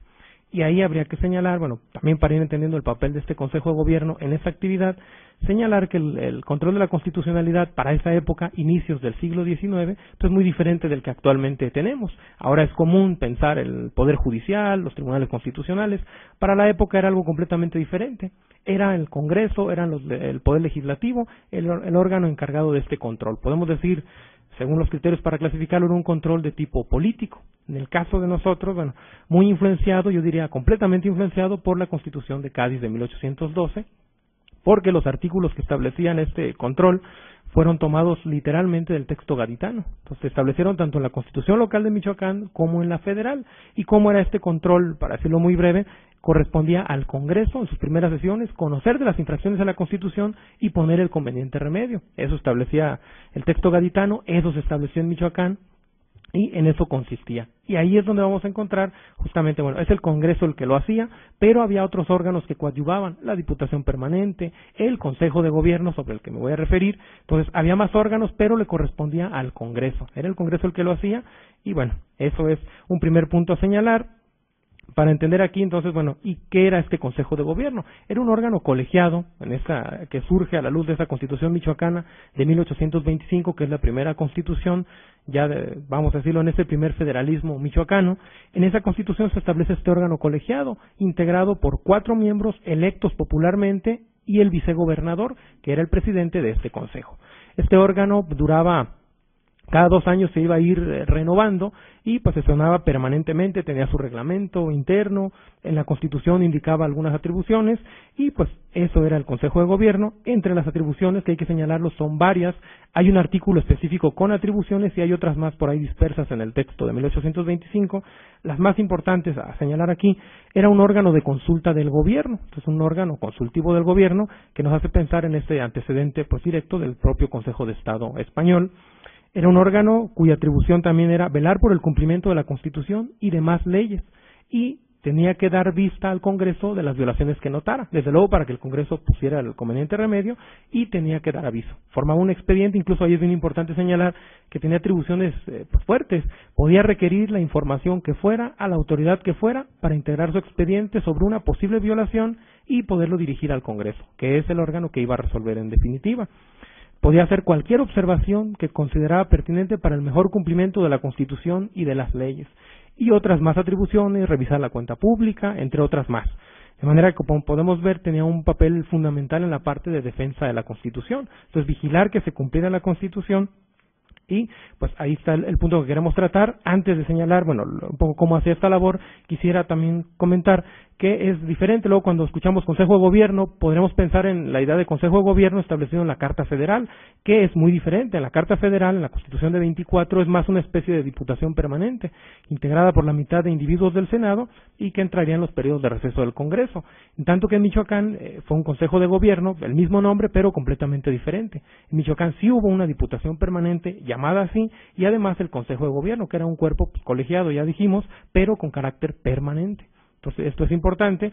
Las antecedentes que tenía, ya comentábamos, el propio Consejo de Estado de la Constitución de Cádiz, pero muy importante también las diputaciones provinciales, que es un antecedente fuerte y directo. Poco se ha explorado sobre el tema, pero es un antecedente directo de lo que a la postre es en Michoacán el Consejo de Gobierno. Ahora bien, el desempeño, ya la entrada en materia de este Consejo de Gobierno en materia de defensa de la Constitución, se encuentra, o lo hemos podido ver a través de las actas, justamente los libros de actas de este cuerpo, que están en el Instituto de Investigaciones Históricas de la Universidad Michoacana de San Nicolás de Hidalgo. También parte de que no se haya estudiado el tema, pues tiene que ver con que estos libros pues no se habían conocido. Hace algunos 8 años quizá fueron encontrados y después de algunos años puestos ya para su consulta pública. De ahí que el primer trabajo que ha salido pues, es el que mencionábamos ya del maestro Jaime Hernández, pero bueno, ahora ya están en el acervo, ya se pueden consultar y seguramente habrá más trabajos.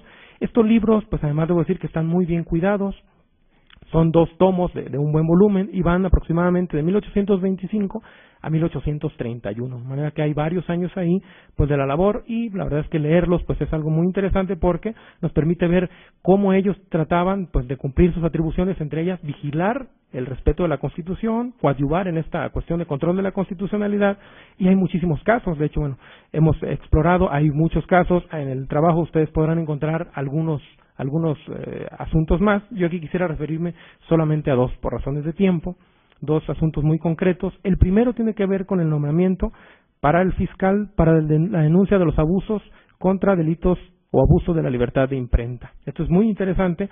El 20 de diciembre de 1825, el Consejo de Gobierno comenzó una discusión derivada de una orden del Congreso al Ejecutivo para que nombrara a este fiscal para los delitos de imprenta. Este fiscal lo tendría que nombrar de una terna que el Consejo de Gobierno tendría que proponer. Entonces, cuando le pasan al Consejo de Gobierno, comienza a discutir el asunto, pero, bueno, pues advierte el propio presidente del Consejo y dice, bueno, aquí hay un problema. La Constitución Federal faculta al Congreso General para este supuesto, pero no dice nada de los estados. Entonces ahí comienza la duda. Bueno, ¿qué hacemos? ¿Lo nombramos como nos está pidiendo el Congreso o no lo nombramos? Y si lo nombramos, bueno, ¿qué efectos podría tener? Podríamos vulnerar tanto la Constitución Federal como la local. Entonces se genera ahí una discusión interesante, empiezan los argumentos de los integrantes y pues consideran que lo mejor, lo más sano es no hacer el nombramiento. Entonces ni siquiera proponen la terna y acuerdan pues decirle al Ejecutivo que la razón por la que no nombran es porque consideran que es una violación a la Constitución. Entonces, que el Ejecutivo a su vez pase al Poder Legislativo y sea el Legislativo el que determine, pues en última instancia, lo que considere pertinente. Y ahí pues vieron si el decreto de Cortes de 20 de octubre podía tener alguna vigencia, hicieron todo un estudio y ellos determinan que lo mejor y lo más sano es no hacer el nombramiento hasta en tanto el Congreso determinara, y así lo hacen. Entonces, para entender también este asunto es importante ahí tomar en cuenta dos cosas. La primera, de acuerdo con la Constitución local, el único órgano que podía interpretar la ley era el Poder Legislativo, cosa diferente a lo que ocurre en la actualidad, pero esa era la razón por la que era el propio Congreso el órgano encargado pues del control de la Constitución. El único que podía interpretar la ley era el Congreso, de ahí que los consejeros pues, de manera muy hábil digan, bueno, nos exponemos, mejor que el Congreso sea el que determine, y bueno, pues que así ocurra. La otra cosa importante es que los miembros del Consejo de Gobierno eran responsables por consultas contrarias a la Constitución. Como cualquier funcionario en la Constitución, juraban al momento de tomar posesión del respeto a la Constitución y eran responsables, según el texto constitucional, por las consultas contrarias que hicieran a este. Entonces, eran muy cautelosos y en este caso concreto, pues prefirieron no hacer el nombramiento y dar vista al Ejecutivo para que éste lo hiciera a su vez al Congreso y de esa manera evitar el problema. Entonces vemos que es un asunto interesante y tiene que ver con el respeto a la Constitución, y también habrá que contextualizar pues la primera experiencia constitucional, no se tiene un gran avance, es la primera vez que se tiene, y eso es muy importante porque pues bueno, se encuentra con estos problemas. Y bueno, ese es el primer asunto. El segundo asunto que comento ya para terminar con esto tiene que ver con una solicitud del gobierno de Colima, que en aquella época era un territorio federal. Envía una solicitud al gobierno de Michoacán para que reciba en la casa de recogidas de Valladolid a unas prostitutas que deberían ser castigadas y la recibiera. Entre tanto se construía una cárcel para ese efecto en Colima.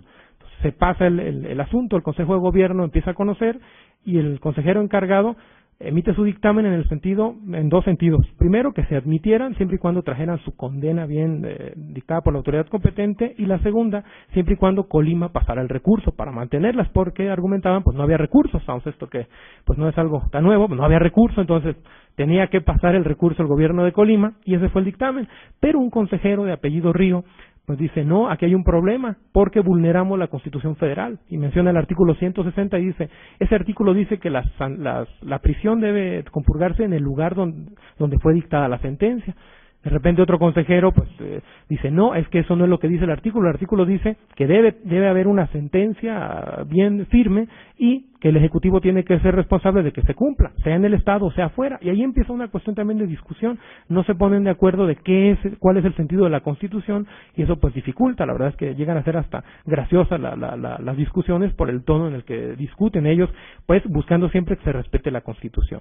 Y de esa manera, bueno, esta solicitud es discutida, finalmente se acepta que sí se admite que vengan las prostitutas para ser castigadas, y así termina el asunto. Ese consejero que advertía la posible violación, pues ahí lo mayoritaron en la votación y pasó. Entonces al final sí la recibieron, pero esto nos permite ver pues la forma en que este Consejo de Gobierno coadyuvaba, digamos, al respeto de la Constitución, en esta formación, pues digamos, del Estado de Michoacán, en ese primer federalismo, y lo hacía, bueno, también en otros casos, dando vista al Congreso de las violaciones que notaba, incluso asesorando al gobernador para que no vulnerara la Constitución, como estos casos se han dado cuenta, y pues hay muchísima riqueza en estas actas del Consejo de Gobierno, que vale la pena revisarla, seguramente da para mucho, y es un periodo pues que bajo esta perspectiva pues no se ha estudiado.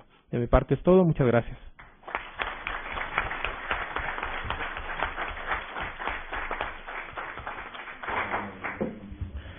Muchísimas gracias, doctor Ramos. A continuación, siendo la última ponencia de esta mesa, daremos voz al doctor Raúl Andrade Osorio, con su tema intitulado Aspectos jurídicos del sitio de Puebla de 1863. Doctor, tiene 15 minutos. Muchas gracias. Bueno, pues, antes que nada, agradecer al doctor Óscar Cruz y al doctor José Luis Soberanes, pues el que hayan tenido la bondad de arriesgarse en incluir a un servidor en este estrado que comparto con gente muy capaz, con gente que tiene larga trayectoria, y pues que uno simplemente pues empieza el camino por esto de la historia del derecho. Y pues sí, estoy muy emocionado de poder estar aquí en el instituto, en esta aula dedicada al doctor Fix.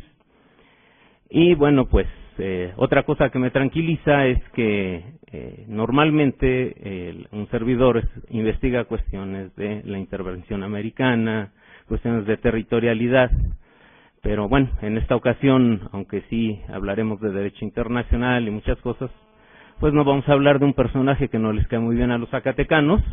Entonces pues yo ya quedé exento de cualquier agravio aquí a los compañeros, aunque ya fue mencionado por otro ponente, pero pues eso me da tranquilidad. Y bien, vamos a empezar.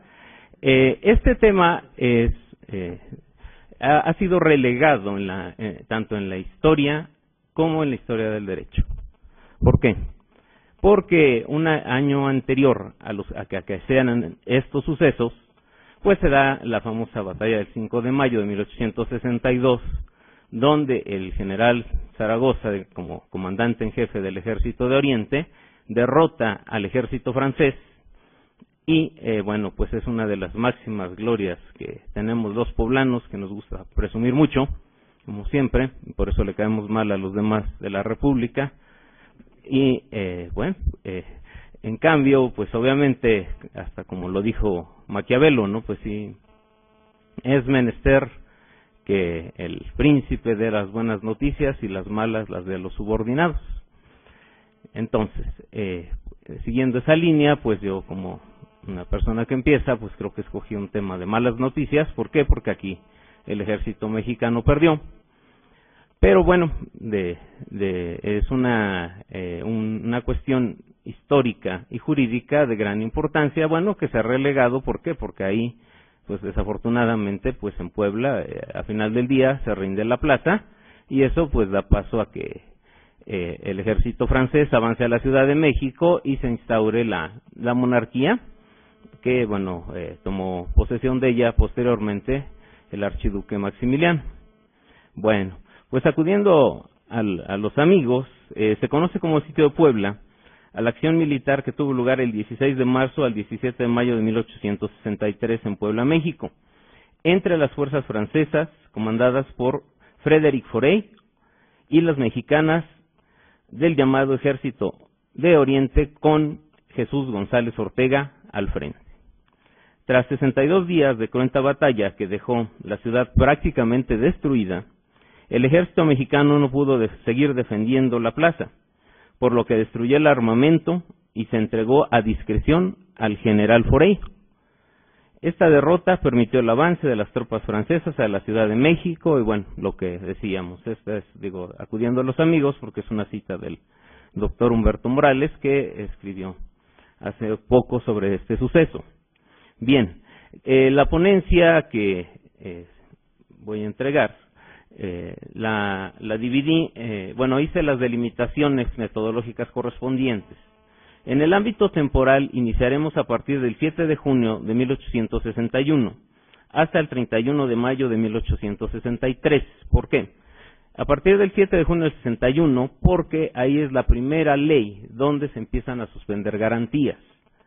Y el 31 de mayo del 63 es el último día que sesiona el Congreso General de la República Mexicana y abandona la Ciudad de México, porque el ejército francés pues ya estaba llegando a la Ciudad de México, y la capital pues estaba indefensa. Bueno, sin demérito, sin olvidar, bueno, que el sitio, como lo precisamos, duró del 16 de marzo hasta el 17 de mayo. La investigación que genera esta ponencia tiene pues su origen en el Archivo Histórico Municipal, en el Archivo Histórico del Sexto Circuito de Puebla, en el Archivo del Poder Judicial de Puebla, en el Archivo del Instituto Nacional de Antropología e Historia en Puebla, les explicaré más adelante por qué, y también, bueno, me apoyé en la Dirección de Historia de la Secretaría de la Defensa Nacional por algunas cuestiones que veremos más adelante. Bueno, la estructura de la ponencia: vamos a ver el marco constitucional, la suspensión de garantías, el gobierno militar, las medidas humanitarias, que la estoy llamando así de manera impropia tal vez, pero bueno, me parece un término más asequible para nosotros, porque un nombre técnico a la fecha de que estamos hablando pues no existía. Y la recaudación de fondos para la guerra, ascensos militares, la inexistencia de las autoridades estatales y las municipales, y la responsabilidad del comandante supremo, así como el análisis de lo que fue la rendición de la plaza. Los prolegómenos que tiene esta ponencia es que tenemos que hacer una distinción muy importante. El estado de sitio a sitiar una plaza, porque más adelante voy a mencionar estos temas. El estado de sitio es un régimen excepcional que declara un gobierno nacional ante ciertas situaciones especiales. Ese es el estado de sitio. Y sitiar una plaza es rodear una ciudad, una fortaleza u otro lugar para atacar a las fuerzas enemigas que están dentro, o para impedir que salgan o reciban ayuda. De estas cuestiones que estoy aquí precisando, bueno, acudía a los autores clásicos como Emer de Batel, Jean-Jacques Burlamaqui y Antonio Riquelme, que son los que tratan el derecho de la guerra en esos tiempos. Bien, el marco constitucional. Como ustedes saben, la constitución vigente durante el sitio de Puebla es la Constitución Liberal de 1857. En el artículo 51 disponía que el poder legislativo se depositaba en una asamblea denominada Congreso de la Unión, en el entendido que era unicameral, porque el Senado había sido pues cancelado en esa Constitución que después se restableció. Durante el sitio de Puebla estaba en sesiones ordinarias este Congreso y se clausuraron, como les precisaba, el 31 de mayo del 63, con la asistencia del presidente de la República, quien dirigió un discurso en esa ocasión con motivo de la clausura de estas sesiones y bueno, pues con motivo de los problemas que se avecinaban porque el ejército francés pues ya acechaba la Ciudad de México. El artículo 75 establecía que el ejercicio del supremo poder ejecutivo de la Unión se depositaba en un solo individuo que se le denominaba presidente de los Estados Unidos mexicanos. En el momento del sitio fungía como presidente constitucional Benito Juárez, quien asumió el cargo el 15 de junio de 1861. Debemos recordar que, bueno, la primera ascensión al poder de Benito Juárez fue en su carácter de interino, como presidente de la Suprema Corte, que, bueno, su presidencia duró algunos minutos nada más, tomó posesión e inmediatamente se ocupó la presidencia de la República, pero bueno, tenía el carácter de interino, hubo muchos problemas que ustedes conocen, y bueno, en el interín él decide convocar a elecciones y vence, por cierto, en ellas a Lerdo de Tejada y al general Ortega. El artículo 90 precisaba que el Poder Judicial de la Federación se depositaba en una Corte Suprema de Justicia y en los tribunales de distrito y circuito. En el entendido que los tribunales de circuito ya nada más eran unitarios, porque por una ley anterior emitida por Comonfort se quitaron a los dos asociados. Esto, bueno, desde el punto de vista de la historia judicial es muy importante, porque los primeros tribunales de circuito fueron colegiados. La gran mayoría tenemos la idea que los tribunales de circuito fueron unitarios y que los colegiados nacieron hasta 1950, cuando fue la reforma constitucional y entraron en vigor en el 51. Pero no, desde 1824 que se crea la República, este tipo de tribunales estaban presididos por un juez letrado y dos asociados legos. Esta cuestión la quita Comonfort y, bueno, subsiste hasta la fecha que les acabo de precisar. Y, bueno, en el entendido que los colegiados de ahora, bueno, pues son 3 jueces letrados, por decirlo de algún modo. No obstante que el artículo 90 precisaba esta cuestión, por decreto de 24 de enero de 1862 se suprimieron los juzgados de distrito y los tribunales de circuito. Esta medida que toma Juárez es por la cuestión de... apenas estoy empezando. No es cierto. Os voy a dar prisa. Esta medida que toma Juárez se queda únicamente con los juzgados de Hacienda y las cuestiones ¿cómo se dice?, competencia de los tribunales de la Federación, las asumen las de los estados. Se queda con los juzgados de Hacienda por la cuestión de recaudación, que no había dinero, y que bueno, fue una de las cuestiones por las cuales inició la intervención. Yo chequé en el archivo del sexto circuito y efectivamente no hay expedientes. Yo primero llegué y dije, bueno, pues voy a checar si hubo amparos por algún abuso de las autoridades militares. No, pues no hay ningún expediente. ¿Por qué? Pues porque estaban suprimidos estos tribunales. Bueno, en cuanto a la suspensión de garantías, vamos a irnos más rápido. Por una ley del 7 de junio que les precisaba el 61, suspendió la garantía de escribir y publicar libros, de no ser juzgados por leyes privativas, ni por tribunales especiales. La detención por más de 3 días, la del monopolio de la aplicación de las penas por autoridad judicial, y lo del trabajo sin justa retribución. Esta ley tiene como antecedente, pues, la muerte de Melchor Ocampo, la derrota de Degollado, y que también, bueno, la elección de Juárez fue muy cuestionada, y si nos damos cuenta, esta ley se expide el 7 de junio, y Juárez había ascendido al poder unos días antes. Entonces, salta a la vista esta cuestión. Luego también se suprimió la de asociación, la de poseer y portar armas, la de molestia sin mandamiento escrito de la autoridad competente, la de alojamiento, bagaje y servicios reales o personales a militares sin consentimiento del propietario. Esta ley fue derogada el 12 de octubre con el 61, con excepción de los delitos políticos del orden común, y también subsistió la ley de conspiradores, del 6 de diciembre del 56, la ley Common Force, conocida así. El 11 de diciembre de 1861, el Congreso volvió a suspender garantías y facultó al Ejecutivo declarando vigente la suspensión de garantías. Y si nos damos cuenta, aquí ya nos acercamos a la fecha de la batalla del 5 de mayo, y estas garantías que les he dicho seguían suspendidas. Y también se restringen además la de libre tránsito y la de ocupación de propiedades previa indemnización. Y se dan poderes omnívoros a Juárez, pero sin más restricción que salvar la independencia e integridad nacional, la forma de gobierno, la Constitución y sus principios y las leyes de reforma. Bien, esta suspensión subsistió hasta el sitio de Puebla, para irme más rápido.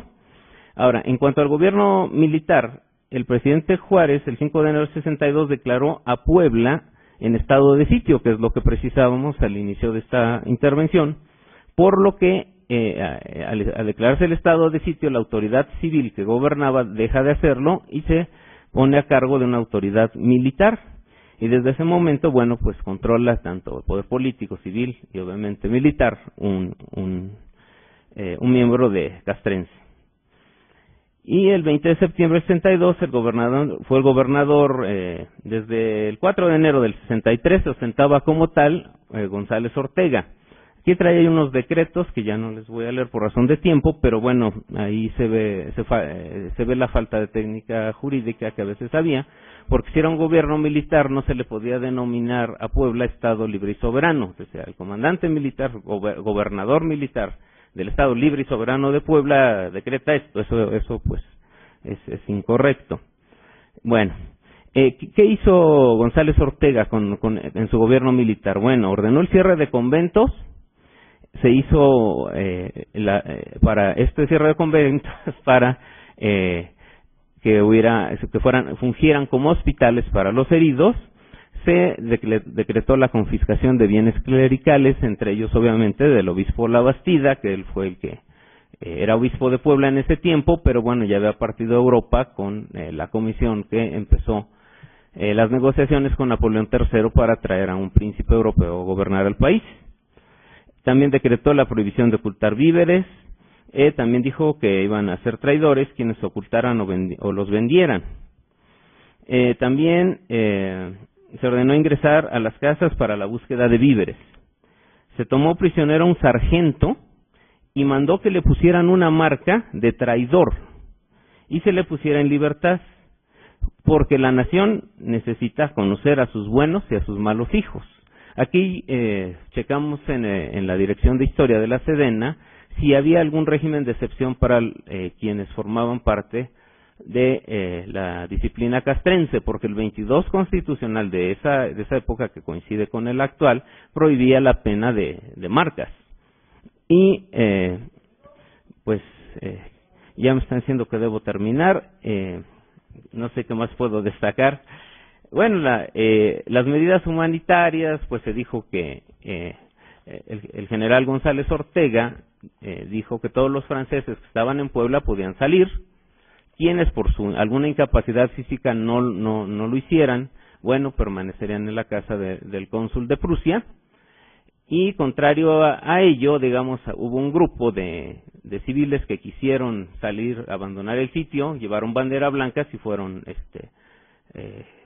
amagados a tiros por el ejército francés. Bueno, pues creo que debo concluir. El dios Cronos es muy cruel. Y bueno, espero ahora sí que todo lo que íbamos a decir adelante, bueno, lo puedan leer en la publicación. Muchas gracias.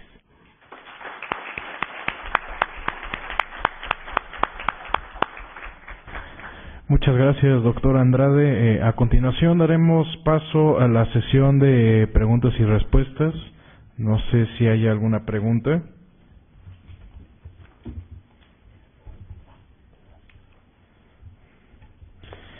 Muy bien, aquí hay una pregunta para todos los ponentes, que dice así: la historia jurídica de los estados está en función de su proceso civilizatorio interno. Por esto hoy en día es posible encontrar municipios como el más pobre en Oaxaca, donde la presencia del derecho es mínima y su historia prácticamente es inexistente.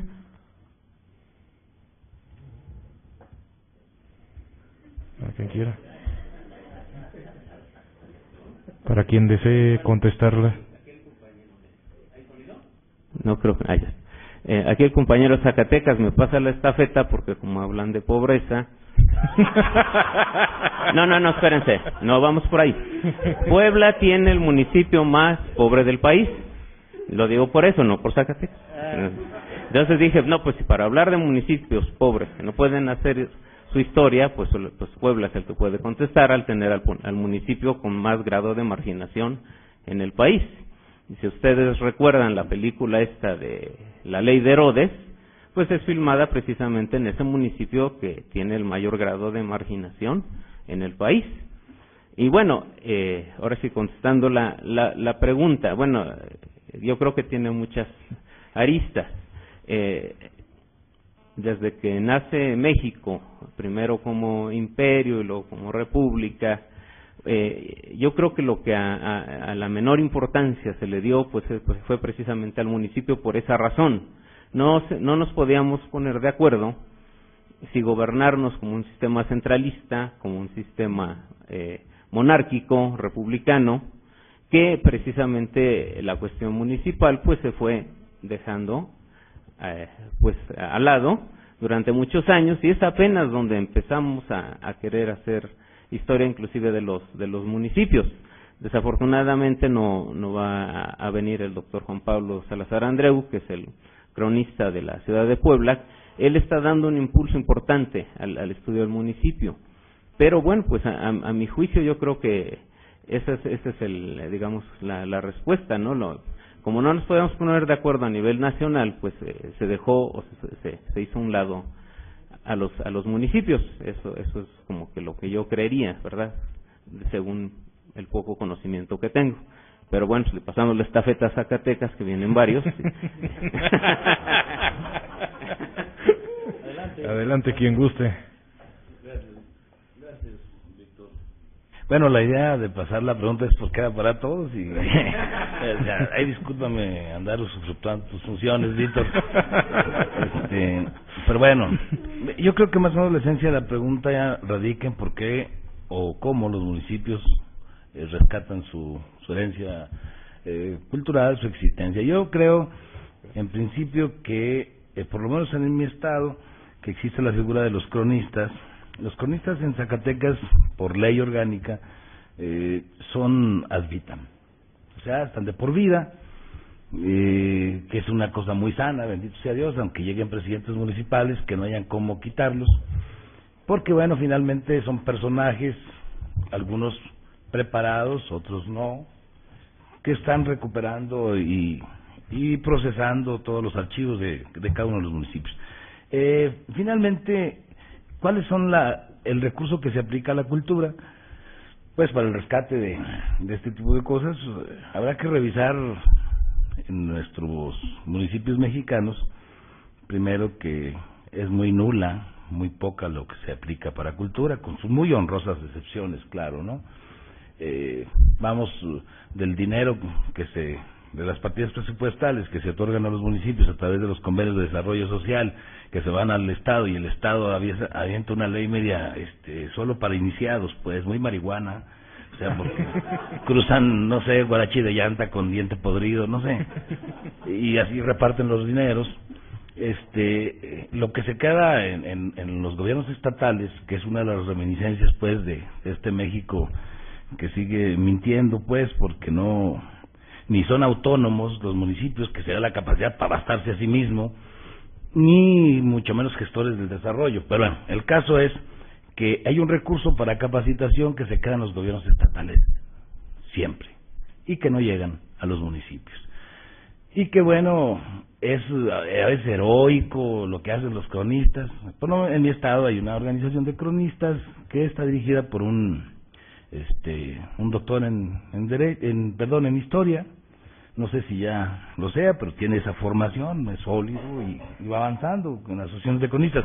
Se está recuperando, sí, que creo, y por eso le aventábamos la provocación, no digo nombres porque ahí está el compañero de Guanajuato, ¿por qué no hacer un congreso, ¿verdad?, en materia municipal, sobre todo reconociendo la investidura y el trabajo de la doctora Teresita Huerta Rendón, y que bueno, mucho nos ayudaría a seguir fraguando esta nación y a buscar que un día los municipios del país estén en el artículo 40 como partes del pacto federal, y al ser partes del pacto federal, entonces sí podremos hablar de otro tipo de cosas. Mientras tanto seguirá supeditado como lo estuvo desde 1824 y como sigue y seguirá, que esperemos que un día lo interrumpamos. No sé si pude contestar, y no sé si mis demás compañeros. A ver qué dicen los nicolaitas, ¿no? Muchas gracias. Muy bien, aquí tenemos 3 preguntas para el doctor Carlos Soriano. La primera dice: Vicente González de Castro y Pablo de González Domínguez tuvieron influencia de Gallo para redactar los respectivos códigos civiles en México y en España respectivamente. Sí, la influencia de Gallo está presente en todas las legislaciones civiles, aunque no es una influencia directa. El pensamiento de Gallo es retomado por el emperador Justiniano, quien, como parte de su Corpus Juris Civilis, publica unas instituciones. Esas instituciones de Justiniano desarrollan el pensamiento de Gallo en el tema que hemos expuesto y dividen la fuente de la obligación de contratos y delitos, como nosotros bien sabemos, en cuasi contratos y cuasi delitos.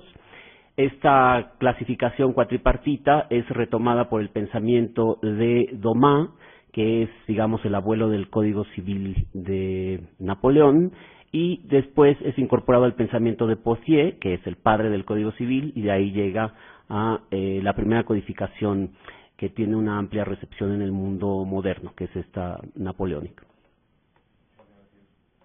La siguiente pregunta es: siendo la historia de Gallo uno de los documentos romanos más importantes, ¿su amplitud dentro del Código Civil mexicano se limita únicamente al libro cuarto o va más allá?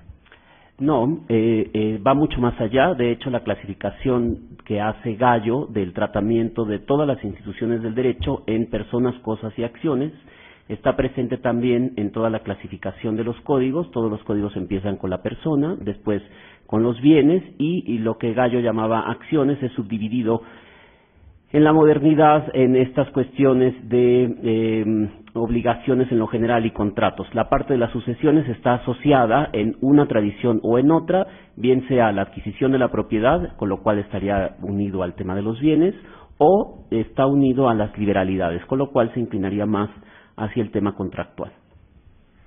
Muchas gracias, doctor. Y por último, más allá de Gallo y otros juristas romanos brillantes, ¿Cuáles o qué consecuencias se producen inmediatamente bajo el presupuesto de que se olvida o ignoran las fuentes históricas primarias en el Código Civil y otros códigos mexicanos? Bueno, pues la consecuencia es que tenemos un derecho que no comprende su historia, naturalmente.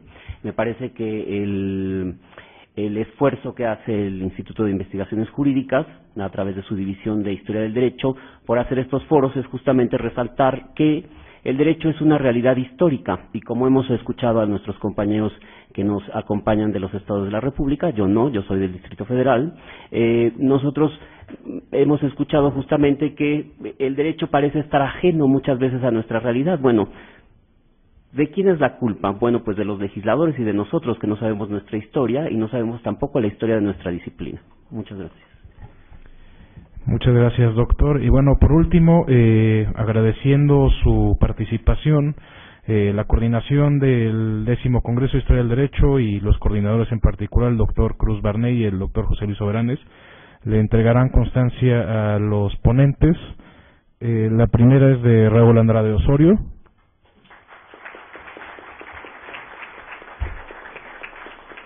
El doctor Francisco Ramos Quirós. El doctor José Luis Vargas Aguilar. Para el doctor Luis Guerrero.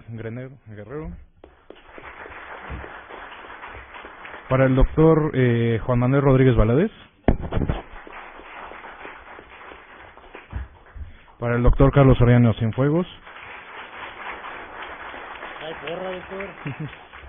Y para el doctor Arturo Borciega Campos.